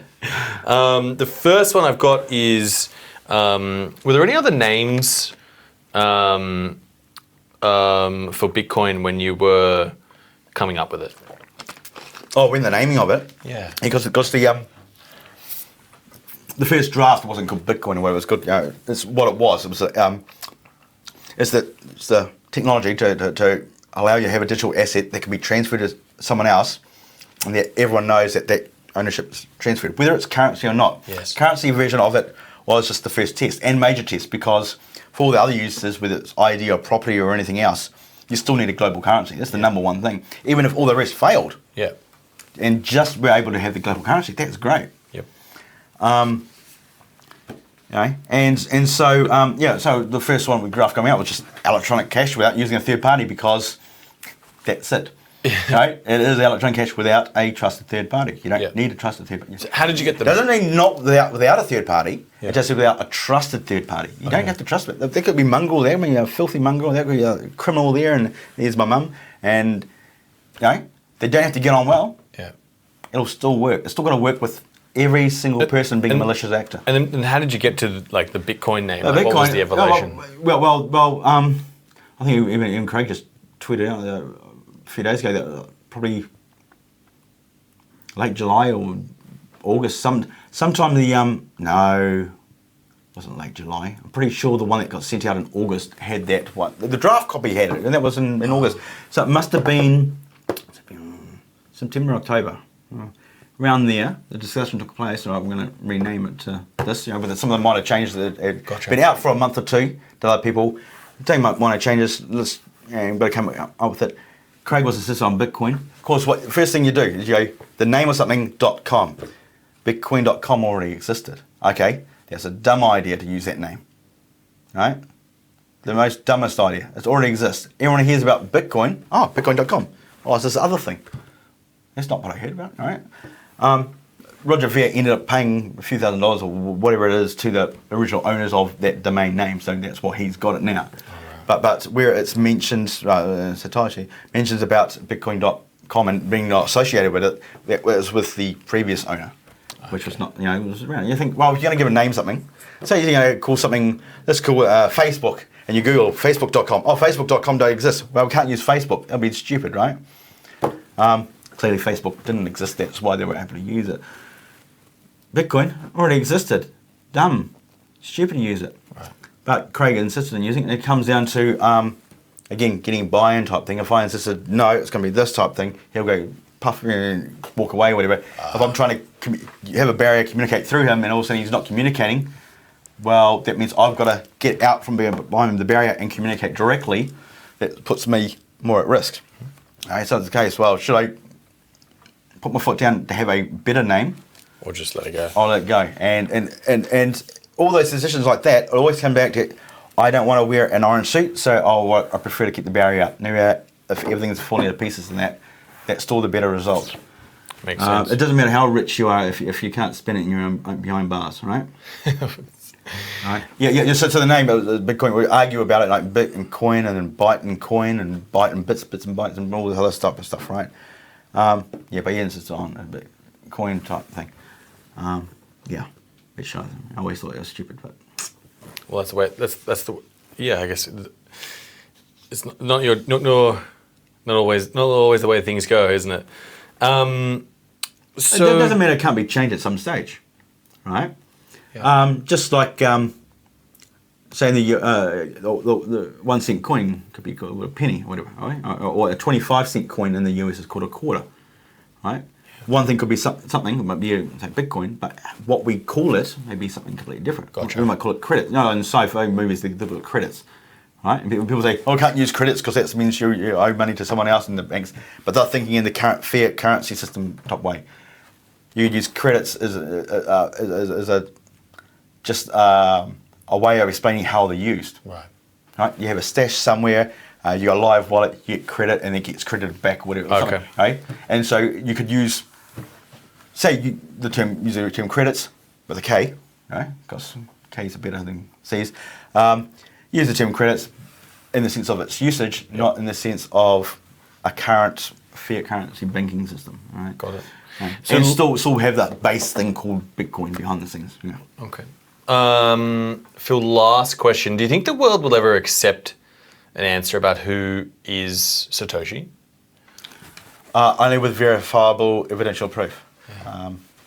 I've even had a few people lately try and hunt down through the banking to try and find out for the Bitcoin.org purchase. If they can find the data from my account from back then, it still looks like it's no go there. The people that know, the technicians that use the data centers, that it's just a mess, absolutely a mess. I'm talking about like data stored on tape drives, only half a dozen years ago. Wow. Okay? That's like very, very, very bad technology. All right. So in most cases they don't even know what drive the data will actually be stored on. It's amazing that the banking system works at all. In fact, I wouldn't be surprised if the banking system all around the world does not work at all, and most of it is just covering each other's backsides and hopefully not getting caught. If you did an audit of all the banks right now, the financial system will collapse instantly, I reckon. I think it's all a house of cards, the entire thing. That's my own personal opinion. There's no proof of that. But when it comes to the Satoshi thing, unless it's verifiable proof, I don't think so. That's why I can't prove anything because I've got no data or no information or emails and that. And I can't be busted, or at least not entirely, because I know who did what and created whatever. Some of the sequence of what happened over the years and stuff might be slightly fuzzy and all the rest, but the general flow is pretty good. Since all the information, well, most of it went through Dave and through Craig should, if he kept anything around, be able to present things like emails and stuff in an abundance that show that, look, so I'm the one that under this account was emailing that under the FitSmail account and show them. Surely would have shown them by now. After the mess he's made in the last year or two in the community, he would have shown them to someone. I don't think he's got them at all. So it looks like the fear I put into him about deleting all the information so that, if anyone grabs it, there's no proof. Looks like that might have actually happened. So that means you might be reliant on the trust, transferring the coins or something. I don't know. So I can't go prove it, can't go busted, but I can't go for plausible. But giving the story enough information, enough details that hopefully people can go and take a look at that and search that, or take a look at that search and that. But makes sense. Yeah. That's one of the things when I go on and bang on about the logos. There's the BC logo that was published, and there was the update in February 2010 when we had got the idea that Satoshi is a group of people instead of one person came in the SourceForge forums in 2009 when Craig and I had differing viewpoints on where the tech ship will go. I wanted to go to planetary civilization. He wanted like online gambling, transfer of tokens, sort of thing. And we all had access to the SourceForge forums Satoshi account so that we'd post. But some newbies come in and they read all the information and they start pointing out saying, hang on, is Satoshi one person or multiple people, because here he's saying this and then 2 weeks later he's contradicting himself, right? And people start doing threads entirely about the inconsistency of our posts, and so that's where we actually had to create a new forum, the Bitcoin Talk. It was on bitcoin.org before it became its own domain. And the idea is to transfer people over to that, make that the active one, by stop posting important information on the SourceForge one, only post a new one, it'll get people to go to that bookmark, more than that. And a few months later, the idea is just to delete the forum. so that hopefully no one will think about archiving any of that stuff and see the contradicting information. The idea is better for someone to be trying to track down one person than know they're tracking for multiple people, because how they're tracking them was different. So we wanted that evidence to disappear. So the myth still stayed around. It might be multiple people, but yeah. So that's what about the logo. So to attract more people there, the idea is get a new logo, right? Create a new logo and only have information about the logo on the new message board, not the old one, and things like that, right? And to make this more special, again, to get buy-in on that, the Bitcoin B symbol, right? Made it as a list of instructions, so that even if someone's never seen the logo before, they just follow the instructions blindly in a drawing program and they'd recreate the Bitcoin symbol, right? And also to make sure all the instructions are there, I've got Dave and Craig to give them out to whoever is out in the outer Satoshi group to take a look. And some of them complain, oh, well, I'm a cryptographer, I'm not really into graphics artists. I'll say, well, you can still read English and you see if, if I'm talking about a green line here, there's a red line there, or missing pieces and stuff. Yeah.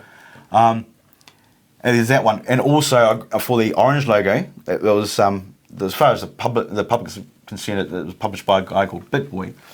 But that's also one that's written using a set of instructions that was very similar to the first one. So it wasn't a new one.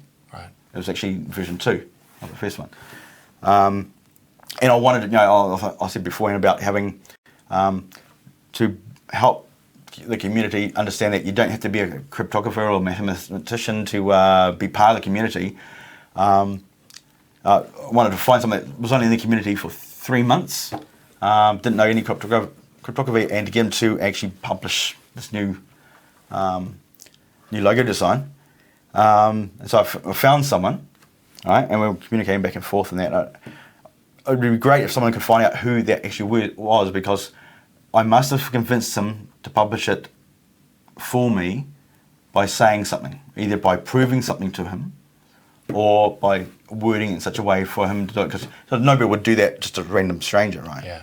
Right? So I either made him clear that I was either high up in the scenes in the background type thing, or something else. So it was something, but the BitBoy name, I think he only made it like the day before it was going to be published, which I think that's a bit odd, because that shouldn't have happened. It should have kept. So whoever his name is, I don't know. All I remember is that he was one time zone away from Australian Eastern Standard Time, and he's like Chinese descent, but not living in China. Right, so that makes me like Indonesia or Japan or something like that. Later on, was published that as a cat. Some of the Asian countries, they've got that little luck symbol, that cat that's got the old paw that's going up and down. There's gold ones and white ones. It's for different, luck and wealth, or lucky and love and all the rest. And he made a little rough drawing, like image paint or something. Gave that to me and said, "Could you do something with this that's similar to the logo thing?" Right? I said, "Well, I can't do it because the logo is to do with all dimensions, 12.5%, and certain angles and stuff. But I can clear it up." So odd enough, the cat drawing that was also published under BitBoy, that was the opposite way around. He did the initial rough sketch, and I did the drawing for it. Right? But the Bitcoin logo itself, it was all me, and I got him to go through the instructions, and he stuffed up because the bottom right part of the B isn't supposed to be stretched like it is. That was a mistake on his part. But what would be interesting is if we could someone could hunt down who he is, or was. So it would be someone that was in the community for 3 months. So there's only about 500 members. And if he's still alive, he can be contacted. And if he's got access to the direct messages we had, it'll tell a hell of a story. It's even more interesting than this. Right? Wow. Because as far as the world's concerned, it was made such a way that but as far as the public's concerned, he published it. I can turn around and say, well, technically, even though the messages would show that it's actually my copyright. Right. So I could turn around and say, well, it's my copyright, you can't use it, or you need a license or something, because technically he was published it without permission. Got it. Yeah. Phil, let's thank you so much for joining us. That was awesome. Appreciate you sharing all of that information. It was absolutely incredible. Guys, do subscribe and do follow us, and that is the Daily Exchange. Yeah.